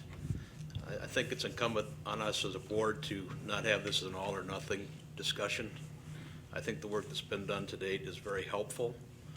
Probably leaves us a roadmap to go to the city and start looking at a comprehensive plan or a zoning change to the city on our land. My second comment is I would go slow with how much land we really need. And if I look back, the original courthouse was at roughly 1900, then 1960, 1990 we moved here, we expanded again. I think we really need to go back and look at that Ayers plan. And with any disposition plan that we don't sell it short with respect to long-range growth here, especially with respect to the growth we're seeing. I do have one comment, or final comment, as relates to other land that surrounds the property. Here, everybody's aware of there's some vacant farmland right now to the south of us, which equals approximately 37 acres. There's also some availability of land to the east of us. As that land starts to come into play, or starts to get rezoned, it's certainly going to have an influence of value on your property. Right now, this is an extremely valuable piece of property. I know there's going to be a number of developers that would be happy to bid on this property. But there's also the outside influences as far as, and available, other land that's available is certainly one factor. The economy obviously has influence, how you growth, how the city decides they want to grow will be other factors. But certainly be aware that, dragging your feet may have an influence on the future value of the property. Last word? If again, going back to the timeline, or the not so much a timeline, but the order of decision choices that the plan for a plan contemplated, this was something that was agreed to be done. All the speculation about what may happen is just that, and it's natural outgrowth of something like this. But I believe the next step would be to have the finance committee then reevaluate where this is at with any input clearly from the board for some sort of a decision or a choice of what should happen next that would be brought back to the board. The board always has the ability to say we agree or we don't agree, or change it, modify it, what have you. So no disrespect to anything that Mr. White said, that there's been no contact with developers, there's been no contemplation of development, there's no plan to sell the property, nothing like that. The purpose was to have a value from which to now work the next step. Mr. Kruger? Mr. White's presentation gives us two potential next steps, and I think that's the things that Finance Committee was looking at with rezoning the land to agriculture from the parcel that we want to zone, get it surveyed and get them rezoned properly so that we would increase the valuation of that land. And I think that's probably the next two steps that Mr. White has down here. Not determine what to sell, just rezone the land, what he recommends as commercial, and get it surveyed. It also gives a developer, or if you decide at one point to sell the land, if the property is already surveyed and you have it rezoned, it certainly makes it a lot easier for a potential developer to come in here, and rather than go through that whole process or to make a bid contingent upon this property being rezoned. It eliminates just a lot of problems in the future. Again, the chair would note this is a proper subject for discussion at the strategic planning retreat on the 24th. So anticipating there will be discussion that day on future steps. Thank you, folks, for your presentation. The board will now Now proceed to item number 12, resolution regarding Personnel Committee and Human Resource Functions. And there were meetings this morning of 3 committees that have considered this thing, and I suppose it's appropriate, since it has mostly to do with personnel, to hear from the chairman of the Personnel Committee first and get something on the floor here. Mr. Stanford. I move approval. All right, you're moving this resolution. Is there a second? Ms. Wentz? Mr. Stanford, you want to tell us about it? Do you, I don't know, do you have a long talk? Do you wish to be up here in front to see the faces or It's a the short backs? talk. All right. Besides, we already indicated that people do not need to stand, so I get to sit. The work product that's in front of you for consideration today has come as a result of lengthy dialogue and lengthy study, and as you can see, it has passed through significant review of three current standing committees. I think the summary of where we're at and what we're presenting for consideration is that a number of options were reviewed, starting with the catalytic effect that we had a vacancy at a department head level, and consistent with the bylaw requirements that the county has in place, appropriate review and consideration was given to county operations in light of the fact that there was a vacancy. Should the status quo continue, which would be the refilling of that position, or are there other options that appropriately should be considered that would result in a preferable course of action? So we did in fact start with the status quo, which would be to say that there was a vacancy at a department head level and the course of action should be to fill that. A variety of options were reviewed. I think that most of you have followed the discussion thread through all 3 of the committees. Those specifically are personnel, administration, and finance. And as a result of rather lengthy discussion and dialogue and looking at all of the options, none of which probably were perfect, but considering what was the most feasible course of action in light of the fact that we had a vacancy and how best to proceed, that's the work product that's in front of you now. It has been unanimously adopted by the 3 committees.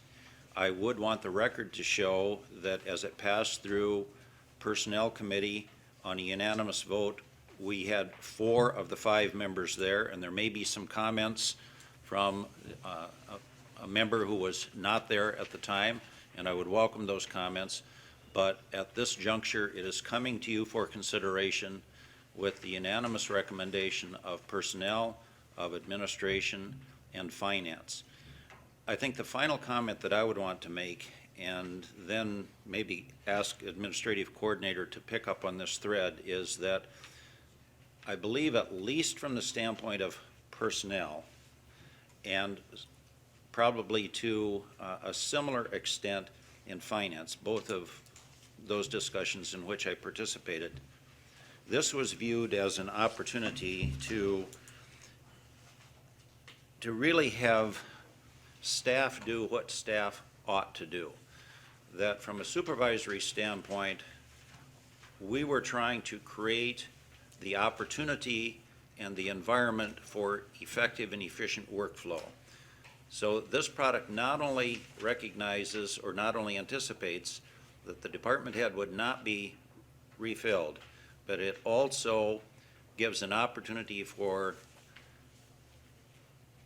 a workflow change, a workflow environment in the administrative suite to accomplish efficiently the tasks that we need to do. behind the scenes then, and what I'm indicating behind the scenes, the three specific people in the administrative suite that will find probably the most impact on their tasks would be the administrative coordinator, the corp counsel, and the finance director. And there has been a great amount of dialogue with those people and between those people to view the likelihood of this being successful. And I believe, without exception, they're in agreement that is the result and that they're comfortable in the recommendations placed here.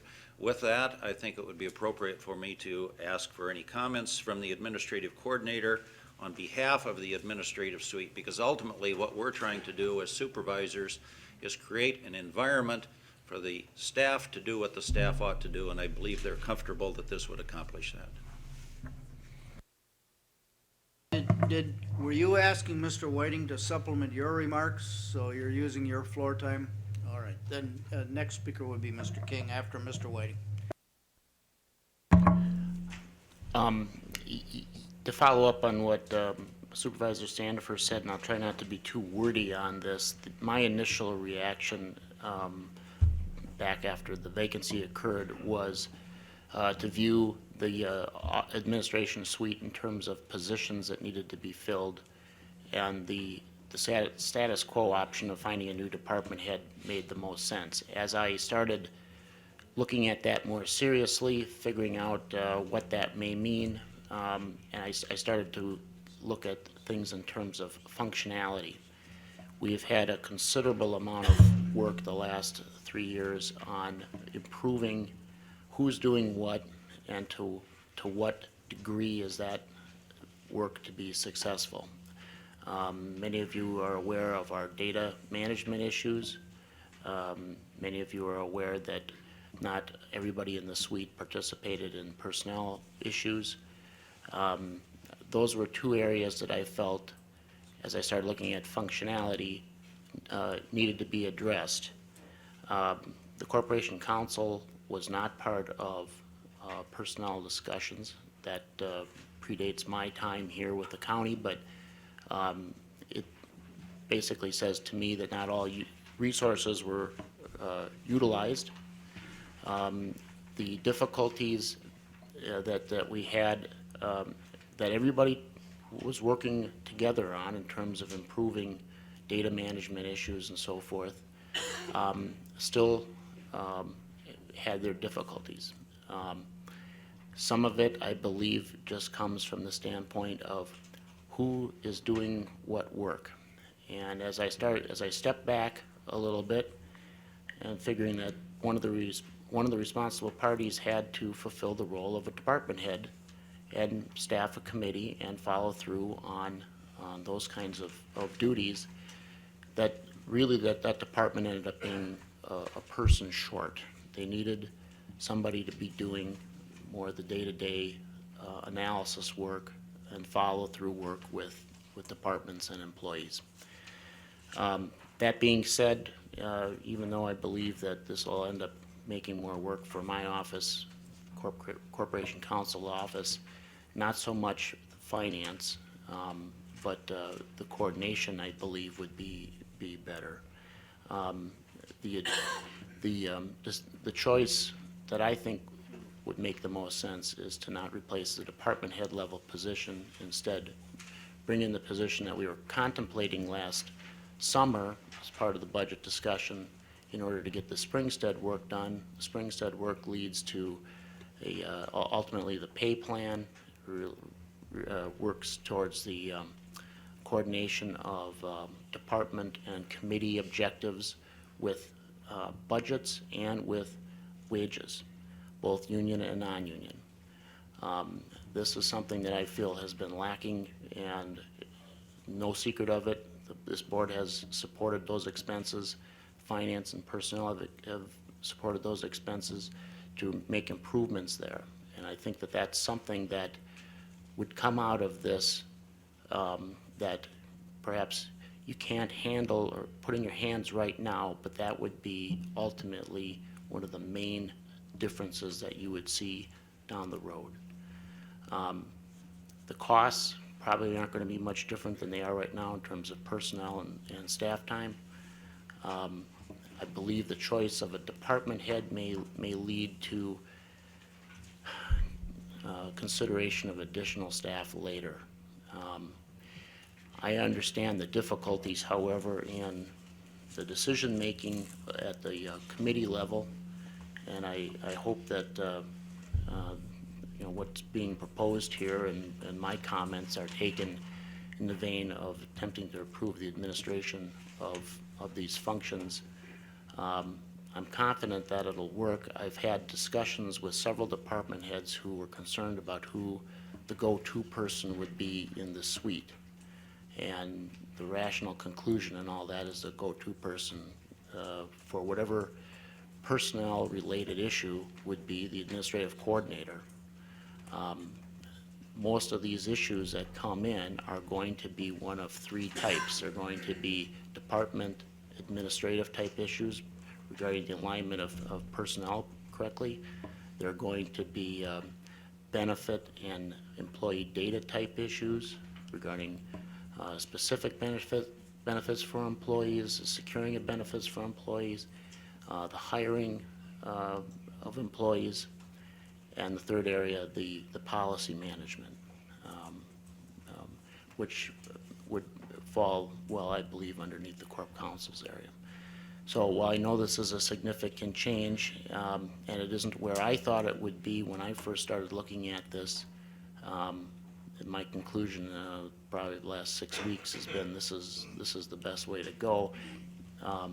Certainly as a staff person, live with whatever the board decides, but certainly the internal administrative functions, it's something I'm confident is the best approach at this time. Mr. Chairman, being vice chair of the Personnel Committee, I was not at the meeting when all this was decided. I have no objections to dissolving the Personnel Committee, but I have a real objection to not replacing the Human Resources Director. I think we need, with employees, almost 700 people, we need a personnel director to go to. I don't think that the administrative coordinator, finance director, and corp counsel can answer the personnel questions that will come up with insurance, job descriptions, the whole deal. I'm very much object to not replacing the Human Resources Director. Thank you. Anybody else want to be heard on this resolution before we vote? Ms. Spear. On the resolution number 5, C, it says that heretofore approved but unbudgeted compensation classification specialist. What is that? Can you describe that or explain that to me? What that means is that the compensation classification specialist position was approved by the personnel and finance committees during the position consideration process last summer. However, when it came to the budget, as everybody will remember, no new positions were approved. So technically, the job description has been approved, but the budget has not. So that position does not exist, except in terms of the language that's in the job description. I think that if this was to go in that direction, if this resolution was approved, what I contemplate the next issue to be is to go to the Personnel Committee in April and review that job description for its completeness, for determining what it ought to be paid. A budget plan then will have to be put together for these functions and go to the Finance Committee at the next meeting in order to begin any kind of a hiring process. Mr. Marzal. Mr. Chairman, There is, I think, a typographic error on page 2 of the 3 of the resolution, and I think it should be cleared up before we vote. It's the second full sentence down under the 6th whereas. It states repeal Article 4, Section A, period 3, period 6. I think the 6 should be a B. My copy has that. I think that was caught in the last minute review by Corporation Counsel. Everybody else, it's right there. That is in fact a typo. If you were to look at the bylaws, you'd see that it's gotta be B. And there's one other, would you highlight that, Greg, for people? Lower on that page where it starts, amend rules and bylaws addendum. In the second sentence, toward the end of that sentence, it says paragraph, and that word should be sentence.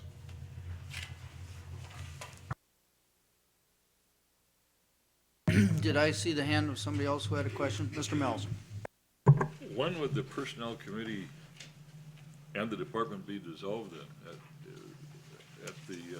After the vote on this, or?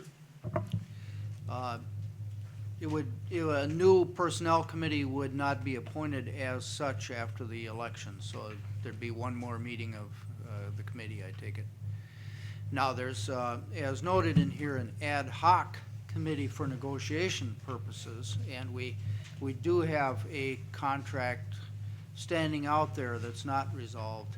So that ad hoc negotiations committee would be needed if nothing changes in the short term here. Who actually taking care of the compensation? Isn't that the risk manager at this point, or how is that handled? Claims, compensations? Could you be more specific? The claims compensation is a risk manager, but it's not a personnel issue. The compensation discussed here is salaries and wages, that kind of compensation. So we would, I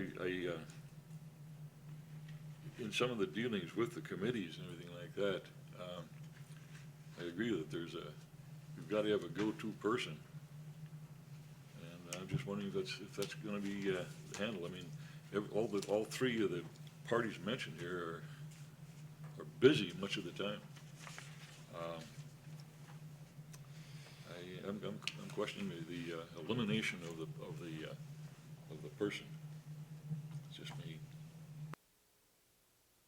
Or the substitution of a person. Yeah, the compensation classification specialist instead of a department head. Well, not that so much. There's really a person that's available during all of our multitude of committee meetings, to answer some of these individual questions. A department head, if you will. Got it. Any other, Ms. Spear? And just to follow along with what Chuck is saying there, we don't have, no offense, a people person. We have no one you can come in and talk to, and that we had before. And with this many employees, you need to have that person, somebody that they can be in touch with, literally. Thank you. Other questions or discussion? Mr. Stanifer? Not so much a question, I guess just a response to the points about having a specific designated person. And in all of these discussions, that really was reviewed very carefully. And I think that in reviewing all of the available options, this course of not filling that position and moving in the direction that is requested in this resolution, in our considered view, carried the least amount of risk in terms of what if. If we move forward as contemplated with the reorganization of the administrative suite, the increased involvement of Corp Counsel and the finance director in the functions that were contemplated, and the dissolution of the personnel committee, and for whatever reason, and I need at this point to pause and put a caveat, I'm confident that this will work, but I come from sort of a risk assessment industry, so you always look at the downside and the what if. in the event that this proved after a number of months that it was desirable, in fact, to restaff that position, we could in fact do that. This action is not going to lock us into a difficulty of going in another direction. As much as if we would move forward with some of the other considered options, including the restaffing of the position, this would be easier to unwind if it proved unworkable than any of the others. And I think that we should recognize that we always have an opportunity for mid-course correction if implementation of this, for whatever reason, would prove unworkable. Mr. King? The study, as far as the studies were concerned, this is really rushing the issue as far as I'm concerned.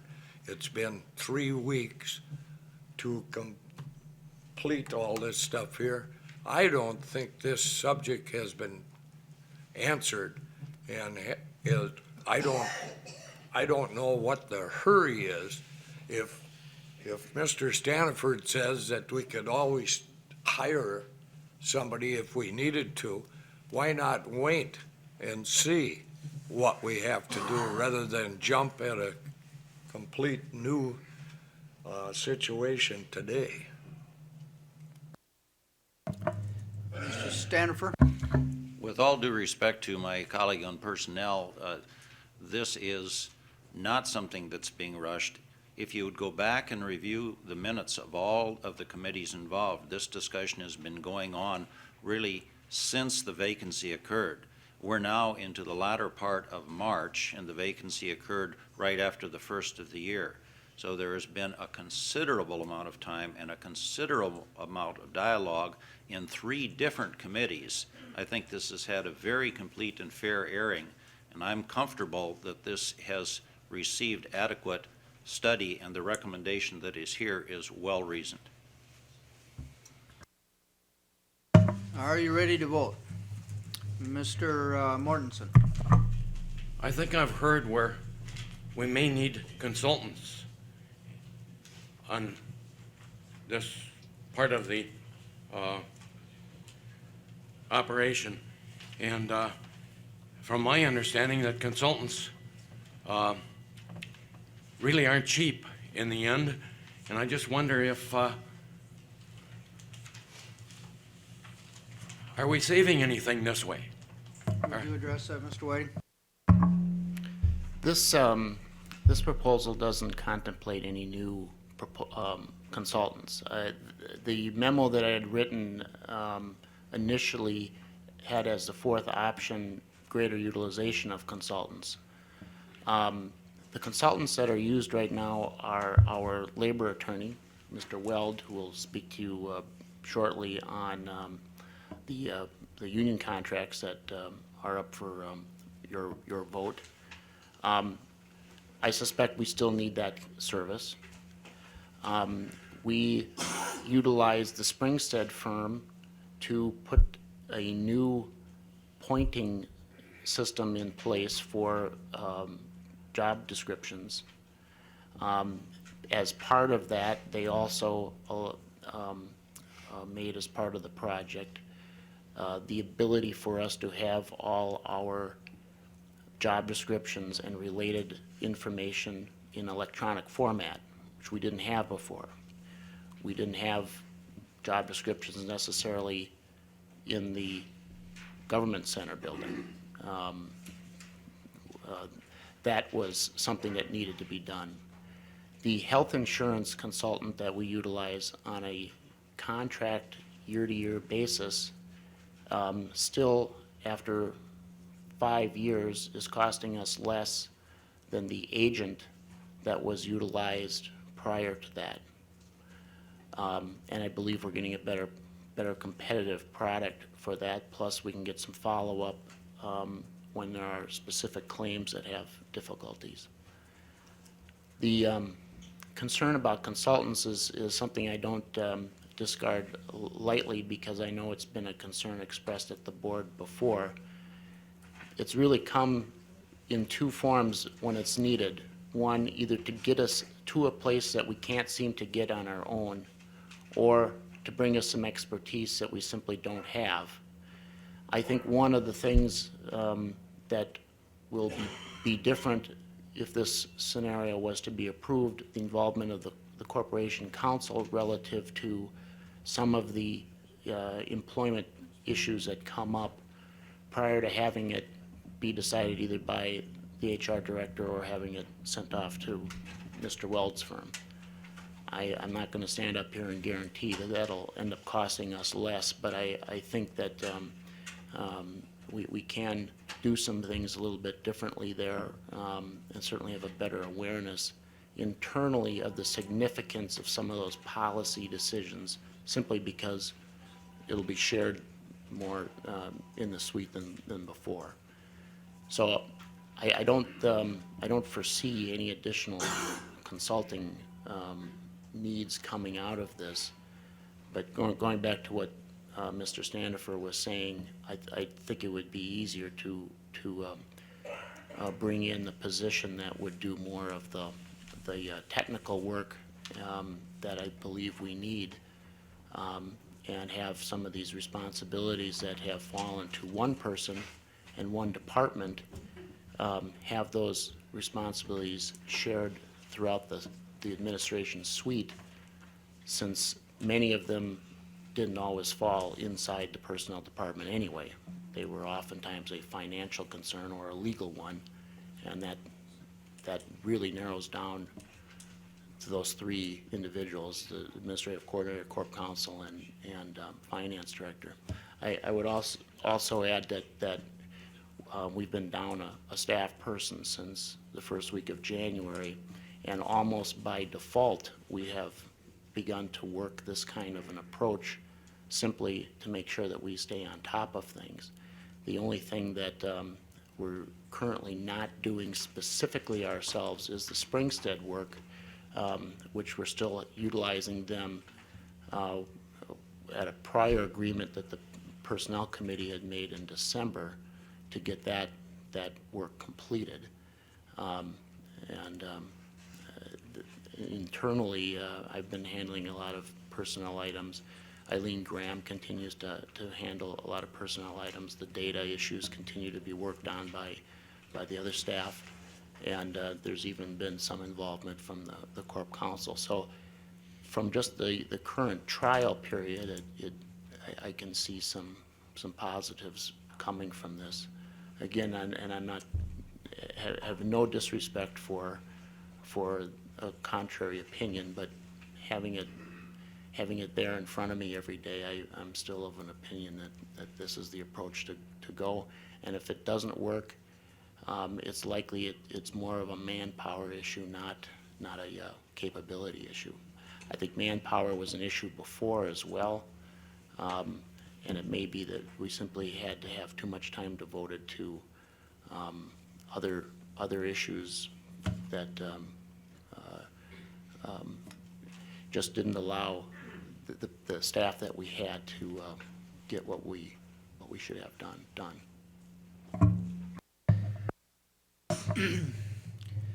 The chair is contemplating taking a hand vote. Mr. Marzoff, you have a comment or a question? Thank you. I would like to just call our collective attention to the report from the administrative coordinator and the Corporation Council regarding the Personnel Committee and Department Reorganizational Proposal. On page 2 of that proposal, there's a summary of the proceedings of the Personnel Committee, Administration Committee, and Finance Committee meetings of March 3rd, 8th, and 9th. And in the March 3rd meeting, a motion was introduced to dissolve the to dissolve the Personnel Committee and forward the responsibilities to the Finance Committee or the Administration Committee, with specific ad hoc committee being formed for negotiation purposes to be appointed by the Finance Committee. I just want to call attention to the comment by Supervisor Wentz where she said she feels this is too much change in the short period of time and too much power for one committee. Thank you.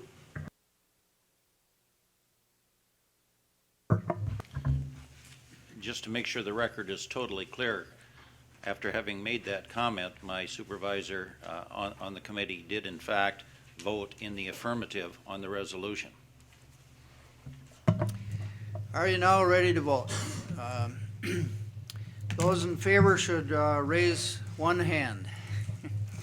And we will count them up here. 1, 2, 3, 4, 5, 6, 7, 8, 9, 10, 11, 12, 13. 6, 7, 8, 9, 10, 11, 12, 13, 14. Is that what you got, Joe? Okay, those opposed should raise one hand. 1, 2, 3, 4, 5, 6, 7, 8, 9, 10. 1, 2, 3, 4, 5, 10. The motion passes.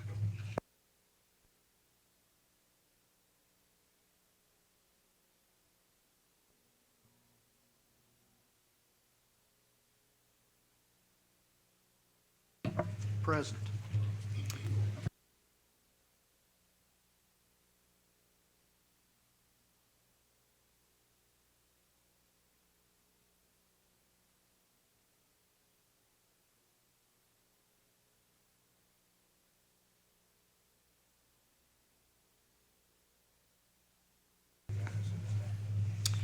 It's yours, Mr. Whiting. Everybody knows Steve Weld. We have two contracts that have reached settlement through mediation pending your action here today, and I'll let Steve explain those. Maybe I'm premature. We should probably get one of them on the floor in the form of a motion. Are you, Mr. Stanifer, moving 14A? I'm prepared to do that unless you see procedurally why we should not.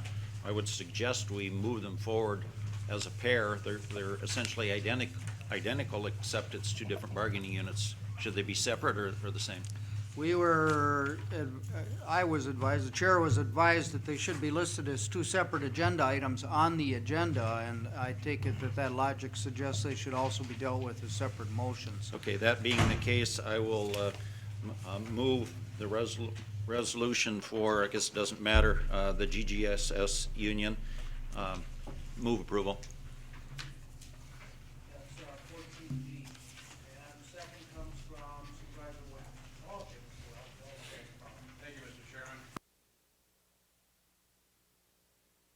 I turned it off and didn't, so it went off while you were speaking on that last issue. We are pleased to report on behalf of the Personnel Committee two settlements. We'll now focus first on the courthouse or General Government Support Services contract. Actually, the contracts do parallel each other, so the things I say for the first settlement will be consistent in the second group, which is the Human Services Support Group. We do have two contracts unresolved at this point. We had the law enforcement contract resolved earlier. We have 4 AFSCME represented contracts. These are 2 of them. We still have the highway contract unresolved, and we still have the healthcare center unresolved. And frankly, our prospects in the healthcare center are not real good for resolution because of the financial constraints in that facility. But focusing on the general government support staff or courthouse resolution, you gave the committee tough marching orders, and we think we came fairly close to accomplishing that goal. Basically, the terms of the settlement are consistent with the prior contract with the following changes. Wages, we are recommending to the county board a settlement which has been ratified by the employees, which calls for a 2% wage adjustment retroactive to January 1 of this year, then an increase mid-year of 1%, so a 2-1 split, which causes a 3% lift, but a 2.5% cost to the county this year, and then a similar split in 07, 2% January 1 and 1% July 1, again, a 2.5% cost for the county, and a 3% lift in terms of what the costs will be in 2008. We had a difficult bargain, as I indicated. We required the services of state mediator and commissioner Susan Bauman, who worked hard on a long day helping us to get to resolution on the wage issue in particular was the stumbling block. In terms of the other issues that are involved in this proposal, we achieved in the negotiations a modification of the holidays.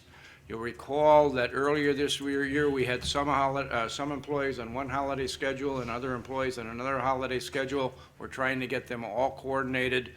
Both of these contracts call for holidays which will be consistent with what the non-represented and elected officials have.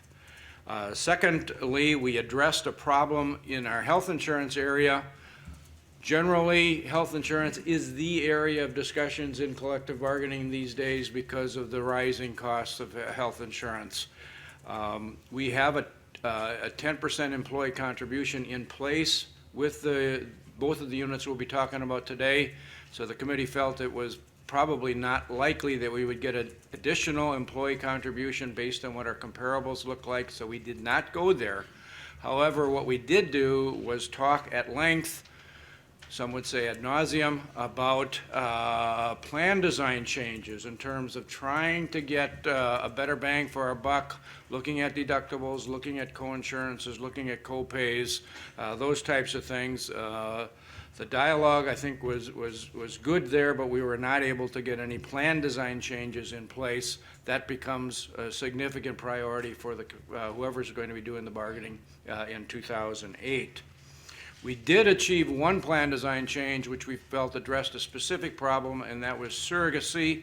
Employees who would serve as a surrogate mother and then have the county pay for the health insurance costs associated with the surrogacy, the employee then making money, if you will, on the market in terms of selling the child under those circumstances. We did achieve a change in that area. The fourth area of change is in the area of our paid time off. We agreed to an additional increment at 10 years.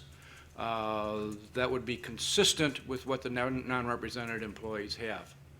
And the final area of modification in the contract was the parties committed to getting the Springstead study implemented by July of '07, which is, I think, a difficult scheme, but we want to get the Springstead report or the study implemented to an extent both sides did in that area. So that's the summary of the tentative settlement. It is a bit more than was budgeted by the county board in the budget for wages, but under the circumstances, we felt that our options were to accept what I'll characterize as half a loaf or go to arbitration in a situation that we didn't feel we would have a good hand in the arbitration process because of the settlements that are going on around us. So that's the summary, Mr. Chairman. Mr. Standifer.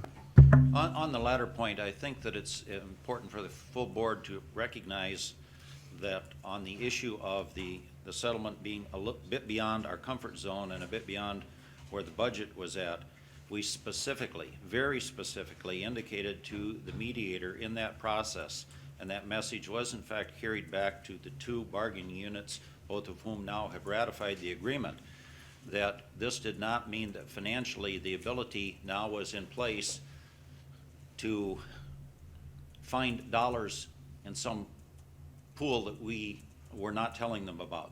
The dollars are the dollars. And if in fact that was the agreement that was reached in mediation, it likely would result in either the need to contract some hours in a department by department basis on an individual employee level, or depending upon the individual budget of that department, it may mean a reduction of a staff person.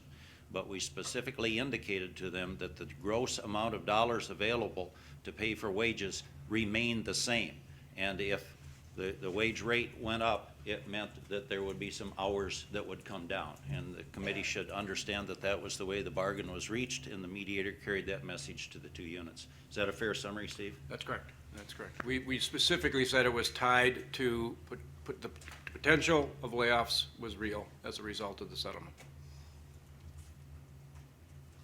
Are you ready to vote? I got it. Mr. I have a question then.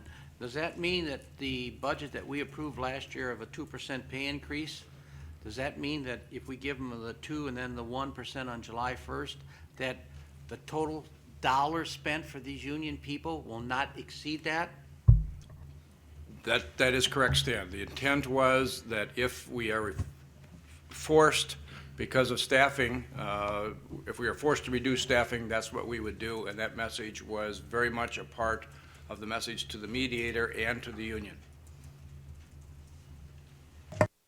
Will we as, or will the county department heads keep that to the grindstone? Are you speaking now as a finance committee member?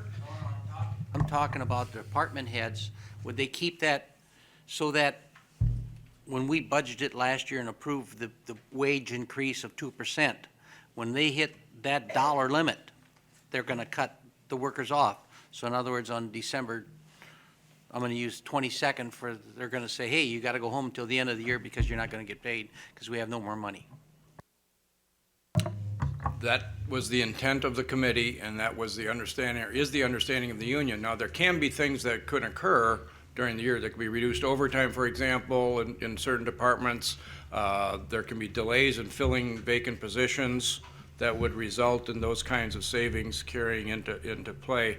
But yes, if a department is fully staffed, and this will take them over the top of the budget, the committee's clear message to the employees in the union was that that would mean some layoffs or hour reductions. Understood. And if you're ready to vote, the one we're voting on is the General Government Support Services Union first. All in favor should now vote aye. Aye. Opposed, nay. Passes unanimously. Motion is in order for the next one, which is the Human Services Non-Professional Union. Mr. Standifer? I so move. Second, Ms. Wentz.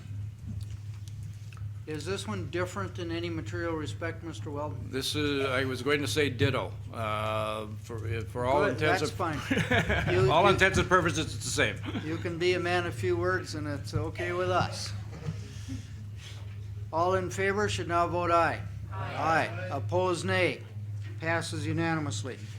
Thank you, Mr. Weldon. I think it's appropriate for the chair to recognize what are always difficult tasks of the Personnel Committee. Am I right? We have felt that in the past, that a load of additional meetings is sometimes a part of the negotiation process, sometimes a lot of emotion, sometimes a long day or two, especially where mediation is involved. Those of you who've been there can appreciate the effort, and I guess I'd call for a round of applause for the Personnel Committee. Probably it's also appropriate to say that the county board does not pretend to be able to deliver services to our citizens by ourselves, even when there are 31 of us. We must act through employees, and the dedication and skill of our employees is how we do it. And they are the front line with our citizens, and they, of course, our employees as a group, deserve our respect and our pride in what they do. Am I right, Mr. Standifer? Yeah. All right, and thank you, Mr. Weld. Now, that gives us an opportunity to take up, backing up to number 13. The ordinances and amendments to the St. Croix County Land Use Regulations of Chapter 17, namely the zoning.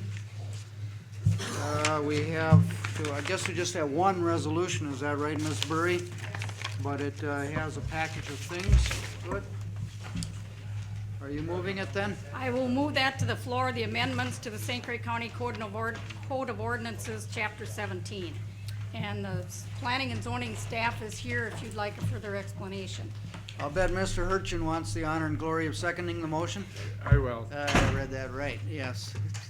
His brother's in the room, so we need opportunities like this. Mr. Fedrosi, are you then the explainer? Oh, Mr. Bezak is. Well, don't linger like a shy bride or something here. Get up to a microphone and lay it on us. Now, I suppose you have some introductory. Am I gathering that there are supervisors who will want to discuss or question particular points? Just give me an idea with a show of hands, because I don't want to lead us down a lot of discussion if it's unnecessary. Okay, there are some, so we'll begin with the opening or explanatory remarks, Mr. Bezak, and then we'll take questions. Thank you, Mr. Chairman. Just to let you know, the packet you have in front of you, there's several materials in there that you should have received.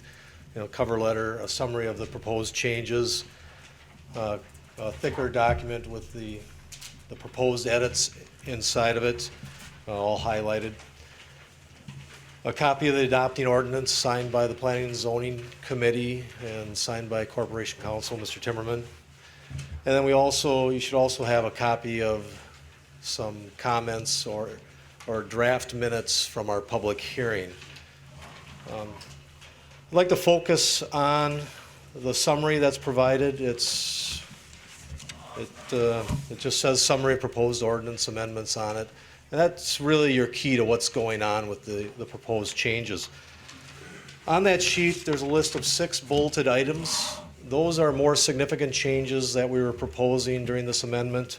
The bottom half of that page is the bulk of the amendments, which are editing changes that include spelling and grammar, numbering of the ordinance, outdated definitions, duplicate definitions, and moving definitions to other sections where they were once scattered throughout the ordinance, and then also numbering the definitions for easy reference.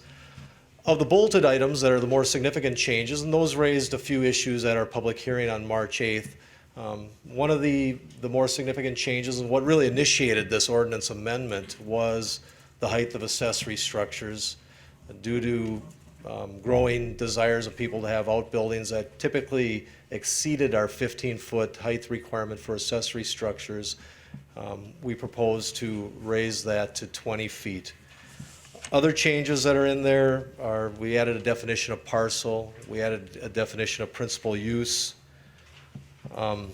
We included grading and filling standards in the shoreland section that were once part of the general zoning.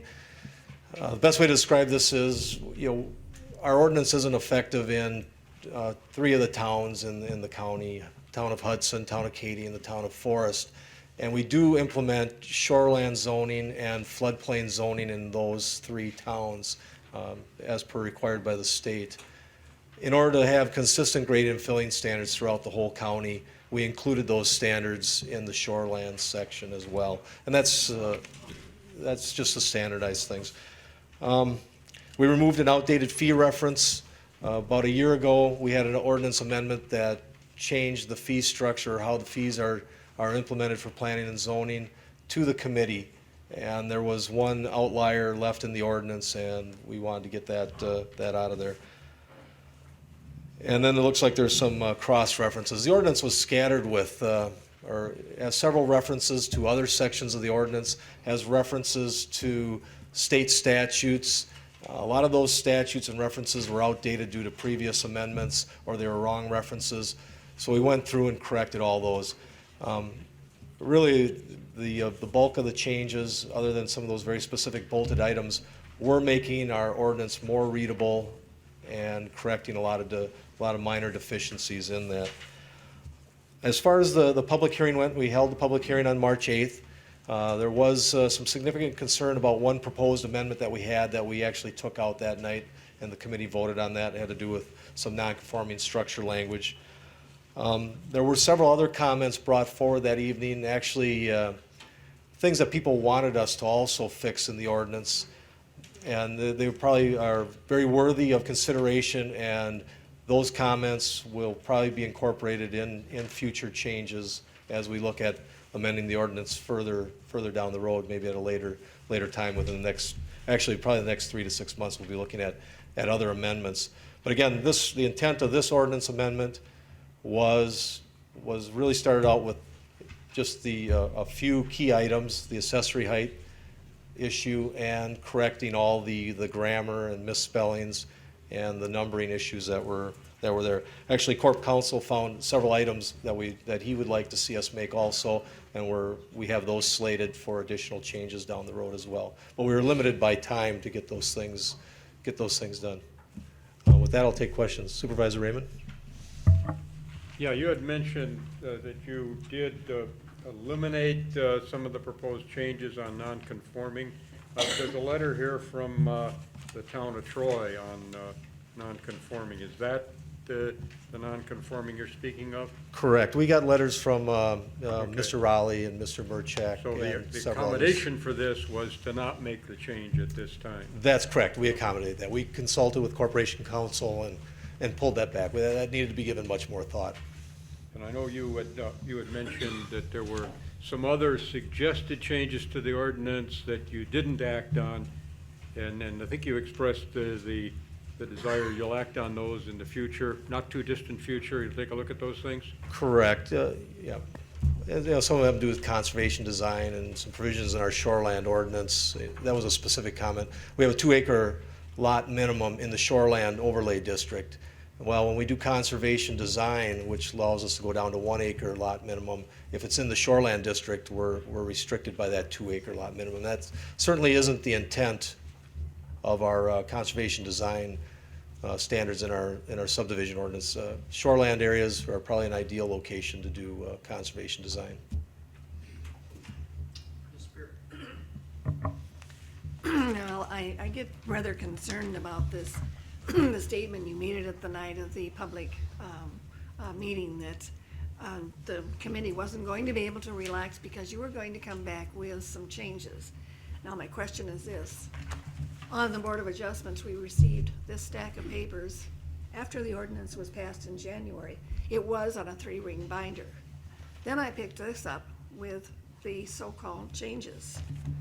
Then I received this that cost the county $3 plus to mail out with further changes for this meeting. My advice here is, and you had said to the board, as I said before, not to relax because you are going to have more changes in the very next few months. I would advise this board that we table this until such time as we can get all of these changes and not receive them, 3 different changes since January. So I therefore move to table this ordinance until all the changes have been made. I'll second that. Chair, here's a motion and a second, but the motion is not clear. What is the definition of all the changes have been made? Well, of course, there'll never be a time or period when not all changes are in there because the state is making movements and other changes are being done within the committee. But they say right here, in the minutes of that public hearing, the staff did not have enough time to complete this at this time. So they know there are changes that should have been in one of these 3 packets. The chair understands that a desire to table, the question is until when? As you indicated, yeah, can you narrow it down to a month, for example, and thereby provide a target, recognizing that any change has to have a new public hearing, which of course has publication and a delay and all that. So would you make an attempt, and we'll see if Mr. Mortensen agrees to it. Yes, I'll then make it for a maximum of 3 months. And then there would be the public hearings because there were at least 3 or 4 people the night of the 8th that couldn't get into the Ag Center because it was too crowded for other things. So that'd be the June meeting of the board? All right. Is that agreeable to you, Mr. Mortensen? Yes, so. Yeah, all right. Then the motion is to table this until until the board meeting of June. Of course, it's non-debatable. It's a motion to table. So we'll up or down, do you want to table it till June or do you not? A yes vote, of course, is to table till June. A no vote is to continue to deal with it. All those in favor of tabling to June should now vote aye. Aye. And those opposed, nay? Nay. We'll call for show of hands on that. All in favor of tabling to June should raise one hand. 1, 2, 3, 4, 5, 6, 7, 8, 9, 10, 11, 12, 13, 14. 1, 2, 3, 4, 5, 6, 7, 8, 9, 10, 11, 12, 13, 14. I think I get 14. All those opposed to tabling should now raise one hand. 2, 3, 4, 5, 6, 7, 8, 9, 10. Did you get 10? 6, 7, 8, 9, 10. So it is tabled until June. Don't throw away this paper.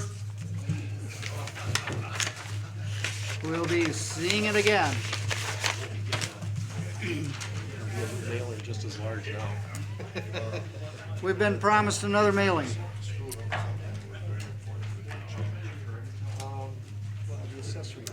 We'll take up agenda item number 15, which is the resolution pertinent to future salaries of elected constitutional officials.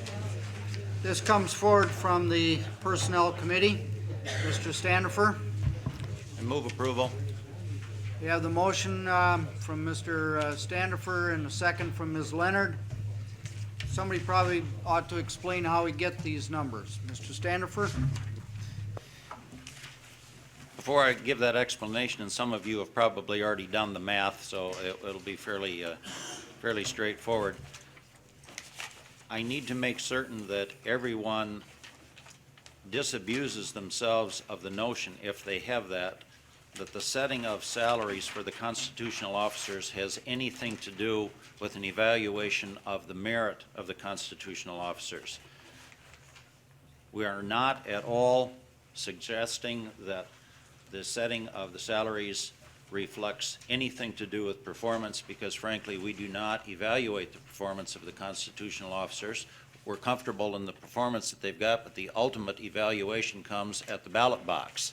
And so the voters will judge whether or not they're qualified. The resolution that is in front of us is required statutorily, and that is to set the compensation that elected officials will have for the subsequent term of office prior to the taking out of nominating papers, which would occur in June. The salaries that are in front of you have nothing to do with the incumbents in the positions who will serve until the end of this current term, but these salaries would take place for whomever is either elected or potentially re-elected for the next term. The sheriff has been a 4-year term historically, and the clerk of court now moves with the fall election to a 4-year term. That's why they are in the first box, separate from the other 3 constitutional positions. The remaining 3, county clerk, register of deeds, and county treasurer, in the fall election of this year will be running for a 2-year term, but in 2009, those also will move to 4-year terms. So that's why the split, and that's why the difference. So the resolution that's in front of you would be for compensation for the 07, 08, 09, and 010 years for the clerk of court and sheriff, and for the 07 and 08 years for the other 3. Those of you that have done the math can see that the increase is 3% in 07 for all of the positions and 1.5% in 08. And then the increase in 09, but only for the 4-year terms, is also 3%, and in 2010 is 1.5. Now, the bigger question probably is, how did we arrive at these figures? And I would certainly like to say that there was a great amount of scientific evaluation. This came as a result of a very specific formula, but that obviously is not the case. It's a subjective decision. We tried to make it as objectively as possible, but there is no clear evaluation. So into our consideration was obviously a review of these positions in comparable counties, in our contiguous counties, in what are called the comparables. We did in fact meet with all of the positions that are indicated and heard testimony and dialogue from all of them and reviewed data that they presented. And ultimately, it comes down to what does this board believe the value of those positions would be to the county for a person elected to fill those. And again, having said that, that has nothing to do with the incumbents. We believe they're all qualified, wonderful people. This is simply setting what we believe is the appropriate value of those elected positions for St. Croix County in the terms that are indicated. Anybody need more information, have a question or a discussion point before moving to a vote on this? Mr. Kruger. I guess I have a question in regards to the health insurances that we're looking at. We're not even going to increase the employees' contribution rate, even though we know rates are going to go up. And I just can't accept a 10% for the next 4 years on that. Is that a rhetorical comment, or should the chair be asking you what you can accept? Which could also be perceived as rhetorical comment. I guess I could ask a question. Did the Personnel Committee look at increasing the health insurance contribution rate of all employees in the future? Mr. Standifer? In the context of this resolution, the answer is no. It was a considered decision as we were in the bargaining process with the unions that was not a priority item in this bargaining. Obviously, it's going to be a subject for future bargaining, but there were some other priority issues, and we were successful in achieving the 10% recently, and we were not at this juncture going to go in and try and muck around with that at the present time. What year was that we went to the 90-10 split? Was that 04? I recall it as being in the 04 bargain, yeah. Mr. Kruger? Yeah, I have one more question then. Was this motion passed unanimously by the Personnel Committee? Yes, it was, and I regret that it's not just physically possible to always get these signed. It would be desirable to have that, but from the standpoint of passing it in a meeting and then getting it prepared and getting it passed through Corp Council and in front of you, it's just physically very difficult to do that. But the answer to the question is yes, it passed unanimously. But not all the members were present, were they? It passed on a 4-0 vote.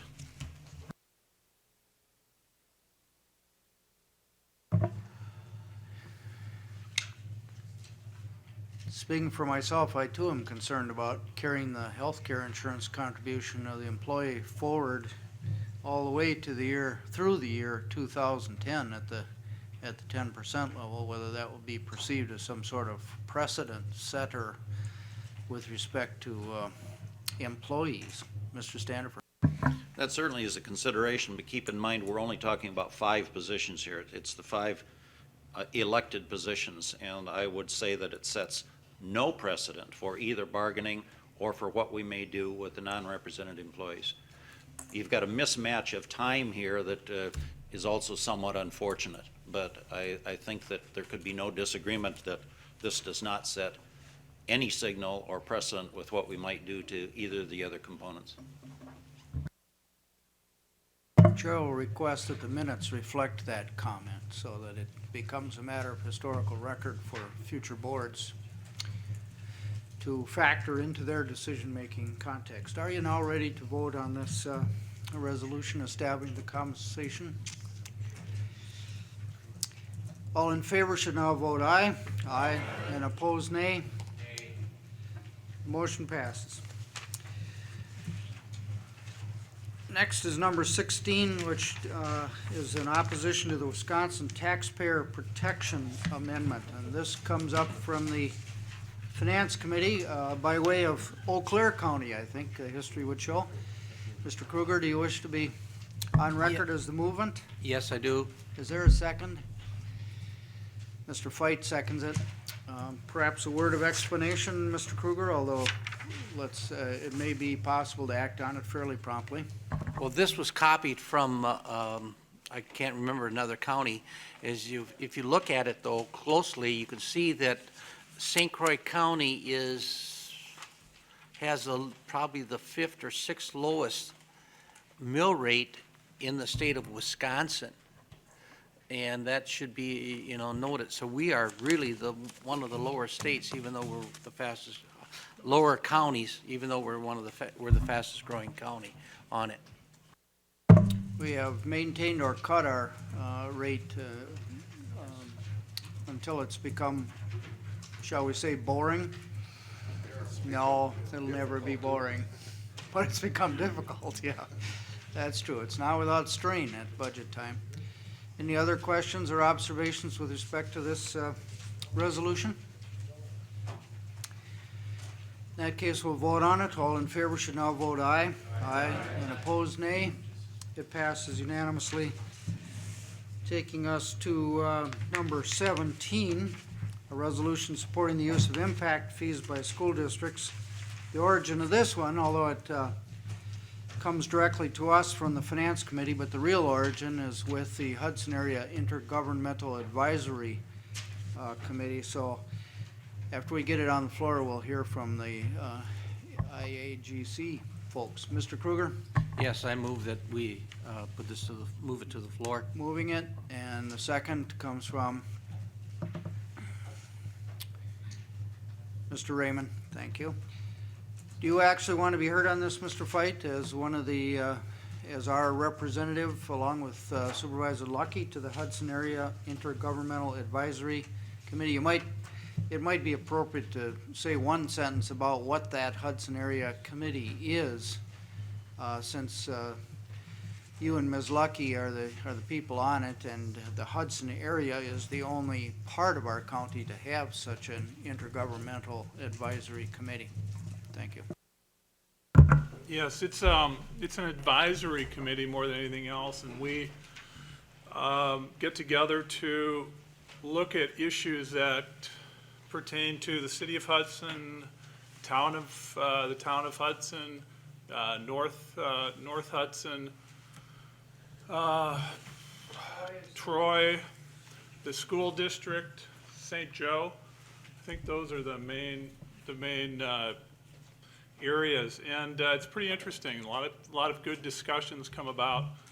I recommend anybody who wants to sit in and kind of get a look at what's going on in local government. It's a great way to do that. I cannot speak to this particular resolution because I wasn't there that night, so I'm sorry to say I can't talk to Okay, that. Mr. Kruger? What, I make the motion that we approve this and pass it forward. Okay, I didn't have anything else. Yes, I did chair it, and it did pass by a 3-1 vote, a majority vote. We had one negative, and if Supervisor Staniforth wants to state his reasons for voting no, he can. Mr. Stanifer, do you wish to? Yes, I do, and I appreciate that opportunity. Mr. Chairman, this fee should be called what it is, and that is that it's a tax. It's a tax on a new home. Now, there probably are some that think that's pretty attractive because it taxes somebody else, but I think we need to be very careful. I think this is the worst of taxes because it not only is a tax without regard to use, but it's a tax without regard to actual need. It purports to be needed to fund capital needs for schools because of new students, but there's no correlation between a new house and new students. Even worse, this tax would be for undetermined future capital needs. Many of the people moving into a new home in a new development are already in the school district. Maybe it's that young couple living in an apartment, and they finally saved the down payment for a first-time home. And now we seek to pile a tax on their new home? Maybe it's the family seeking to move up from a starter home to their next home. Already here, they may or may not have children that need schools in the future, and now we seek to pile a tax on their new home? The potential addition of this tax is the likely result of forcing some potential home buyers to locate in another school district because they've been priced out of this one, causing artificial disruption of population and causing pressures on other districts as well. People should be able to choose where they live without regard to tax policies that cause significant disparities between jurisdictions. Frankly, I think this resolution is ill-advised, anti-competitive, and discriminatory.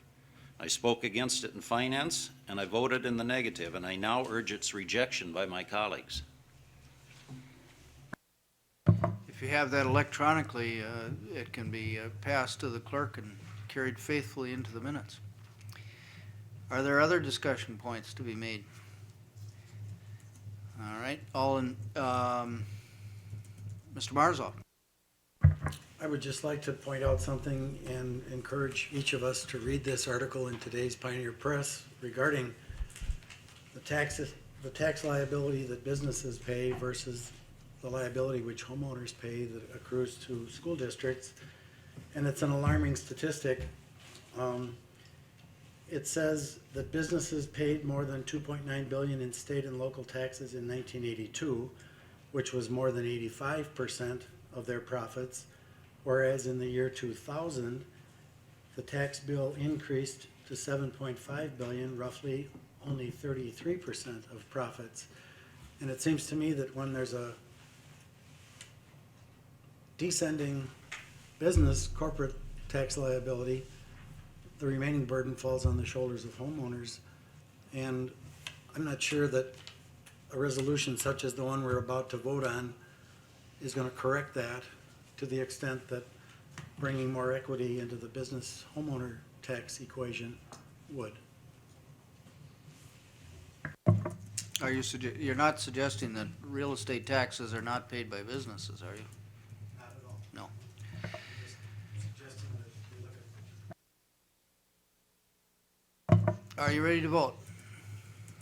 Okay, all in favor of passing this resolution should now vote aye. Oh, The resolutions we've passed today have been on a roll call vote, and I would specifically ask that this one, because of its financial impact, be on a roll call vote. needs no explanation. Any member who wants to call for a roll call vote is entitled to have a roll call vote, irrespective of whether others have or have not. So the clerk will call the roll. Yes vote is for the resolution, a no vote is opposed to it. Begins somewhere in the back row there. Stan Kruger? Yes. Denise Henderson? No. Lois Burry? No. Brian Hirchin? No. Julie Spear? No. Art Jacobson? No. Bill Peavy? No. Gerald Peterson? No. Charlie Grant? No. Tom Dowd? No. Chuck Mells? Dick King? No. John Mortensen? No. Esther Wenz? No. Tom Kathlish? No. Richard Marzloff? No. Mark Erickson? No. Roger Rebholz? No. Joe Fight? Yes. Darrell Standifer? No. Clarence Malick? Yes. Don Jordan? No. Ron Raymond? Yes. Cindy Leonard? No. Linda Lucky is gone. Motion fails. Let's take up the last item on the agenda, number 18, the resolution appointing the medical examiner, which comes forward to us from the Public Protection Committee. And from Mr. Mells, second from Mr. Erickson. Does anybody need explanation or have questions pertinent to this appointment of Mr. Swetlick to be the medical examiner? He has been, of course, the interim medical examiner since the vacancy created by the resignation of Ms. Lickstead. Yes. Question, Mr. Kruger? Yes, I have a question. I believe that the person that we want is and somebody has to clarify it for me, but I believe he's employed by the county already, so now we're going to give him more salary? Or could somebody He would explain it? receive more income as a contractor, is my understanding, yes. It is not, it's not an county employee, it's a contracted. And we did interview people for this position. It's a contracted. He will not be getting benefits or anything else. It's a contracted services. But he currently is a county employee, correct? That is correct. He's one of those telecommunicators about which the proclamation is the next piece of paper. Any other questions or discussion before we vote on this appointment resolution. Sounds like we're ready for a vote. All those in favor of the appointment should now vote aye. Aye. Those opposed, nay. Nay. The motion passes. All right, announcements, department head reports. We have a Register of Deeds report. Does Kay wish to deliver that in person? All right. The County Veteran Service Officer will not be giving his report today. As most of you probably know, our man Lauren Sather came within a whisker of having a heart attack and had to have an operation, and he's still recovering, although he's defying his doctor's order by coming to work here some hours each day. But he's left. I saw him on his way out, and he certainly did not have time to assemble and prepare a report that would meet your standards of a report from the Veteran Service Officer. So we'll work him in at a future time. Mr. Jacobson, a comment. Mr. Sather was here this morning in his office working, and I had a chance to say hello and ask how he was doing. He said, I'm doing very well, but he was walking slowly, so you know he's making good progress. Indeed. Can you make some of your correspondence and rezoning requests report, Madam Clerk, while we're waiting for the ROD? I have no correspondence. I do have new applications submitted but not scheduled for hearings for Michael J. Holler, Town of Baldwin, Ag to Ag Residential, Kenneth and Marcia Graff, Town of Baldwin, Ag to Ag Residential, Anderson Excavating, Inc., Town of Rush River, Ag to Ag Residential. And a table to future meeting pending additional information for Slay Rasmussen, Town of O'Galley, Ag Residential to Commercial.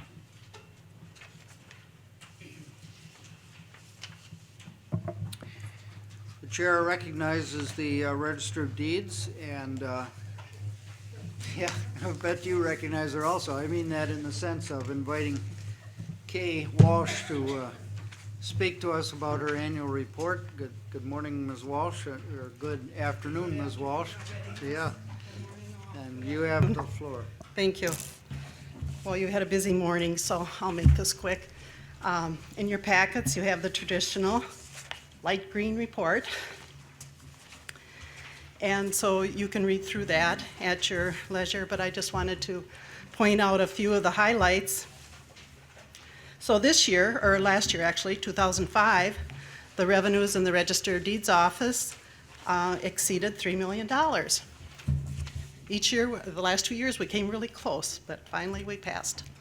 Anyway, so that was a 4% increase in the total revenues, comparing that to 2004. And of that amount, $1,126,782 has remained in the county funds. And so if you look at the bottom, that chart depicts the percentage of the distribution of these funds. And it remains the same, pretty close to the same as 2004, with 63% of the revenues that are paid to state funds, 32% remain in the county general fund, and 5% in the county land records fund. Then on the reverse side, you have the breakdown of the revenues or the receipts in the various categories from our office. And even though you will notice that the number of real estate documents that we recorded in 2005 is less than 2004 by about 5.4%, the transfer fees were increased by 6.9%. So that's why we have a 4% increase in the total revenues. Last year, I mentioned that the Wisconsin Department of Revenue was working on developing the electronic Wisconsin real estate transfer return form, and that has happened. As of February 8th, we went live here in St. Croix County with the ability to accept these real estate transfer returns electronically. Actually, there's only like about 4 counties in the state that have yet to be implemented. So that was a long process, but it's working well. We've been receiving, I would say, about 1 a day. And that will increase, I'm sure, as the submitters and the filers get more familiar with it. The Department of Revenue is coming here on June 1st, and so we will be hosting a training workshop for any of the individuals that are interested in learning more about this. And this would be mostly, attorneys, real estate people, title companies that would be using this. But this is available on the internet, so even if you are interested in filling out one of these forms yourself, you're able to go on there and do it. And the instructions are quite easy to follow. This will greatly reduce printing and photocopying and storage of paper in our office, as well as it will help in the treasurer's office and also with the Department of Revenue. We also are ready to accept our first real estate document electronically. We've been talking about all these changes and technology. Well, we are now ready to go forward with that. All we're waiting for is the company that to send us the money so that we can escrow the funds, and then they will send us the document electronically. We'll begin with satisfactions of mortgages. So the title company or the bank, whatever the company is that has prepared this satisfaction, will send it to us electronically. Excuse me. And so this will eliminate paperwork also. So we're looking forward to that. Eventually, we'll be able to, once they change the statutes, they're working on it right now. There is legislation in the works so that we would be able to accept all documents, including warranty deeds, electronically. We've had some changes in our office in the last month, so I just wanted to update you on that. Polly Orff, my first deputy, retired on February 22nd after 16 years in the office. And so then I appointed Jerry Campbell to replace her as first deputy. And Jerry's been in our office 19 years, so she's very qualified to move up to that position. And Bonnie Klum will move into Jerry's position as vital statistics clerk. So then that left a vacancy. And we posted that position, interviewed, and we've hired Patricia Bacon, and she'll start next Monday. So we've been kind of working shorthanded because also Beth Papps has been working from home since the first of the year because of a health situation with her husband. And so thanks to the IT department, they were able to get her set up so that she can do her work through the computer, and she does a lot of computer work. So it's helped her and it's helped us too. The only thing is we haven't had a body in the office to answer the phone and wait on the counter, but the rest of the staff has stepped forward and really have helped out in this time. But pretty soon we'll be back to full force. This year we also have another high school student who is in this Partner in Education program. As I said before, other years we've had Michelle Duty for 2 years. She graduated and went on to college.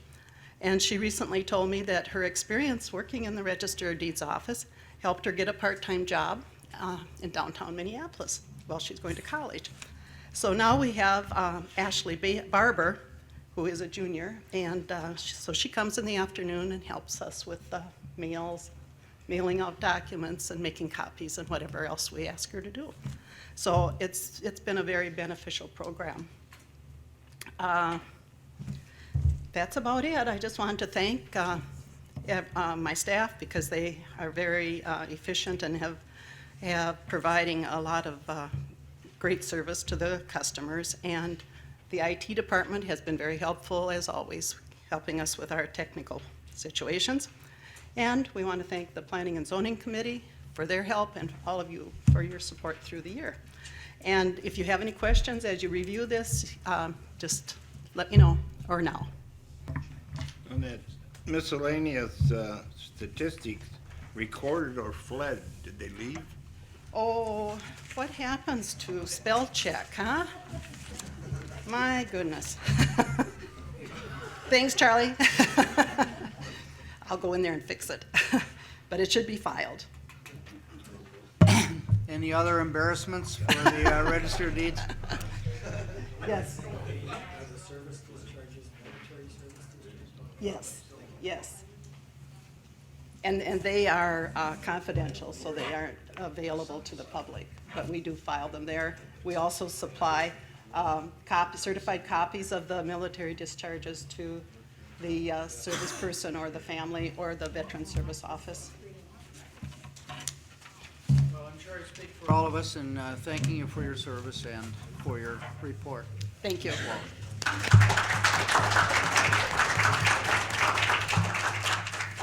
And I spoke for all of you in proclaiming National Telecommunicators Week, April 9th through 15th. Let's see, Mr. Raymond.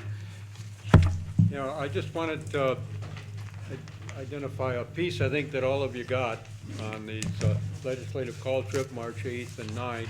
And I wanted to point out that, that this is a result of some work that started about 18 months ago on the part of your EDC and your resource agent, Jim Janke, kind of the catalyst to get this started. And I think there was a trip last year that was not as glossy as this one, but it got it started, and this looks like a real good start. So if you have a chance to support this effort, I think it's real important, and this is the first one. It'd be nice to see all the future ones, you know, get your support and success on it.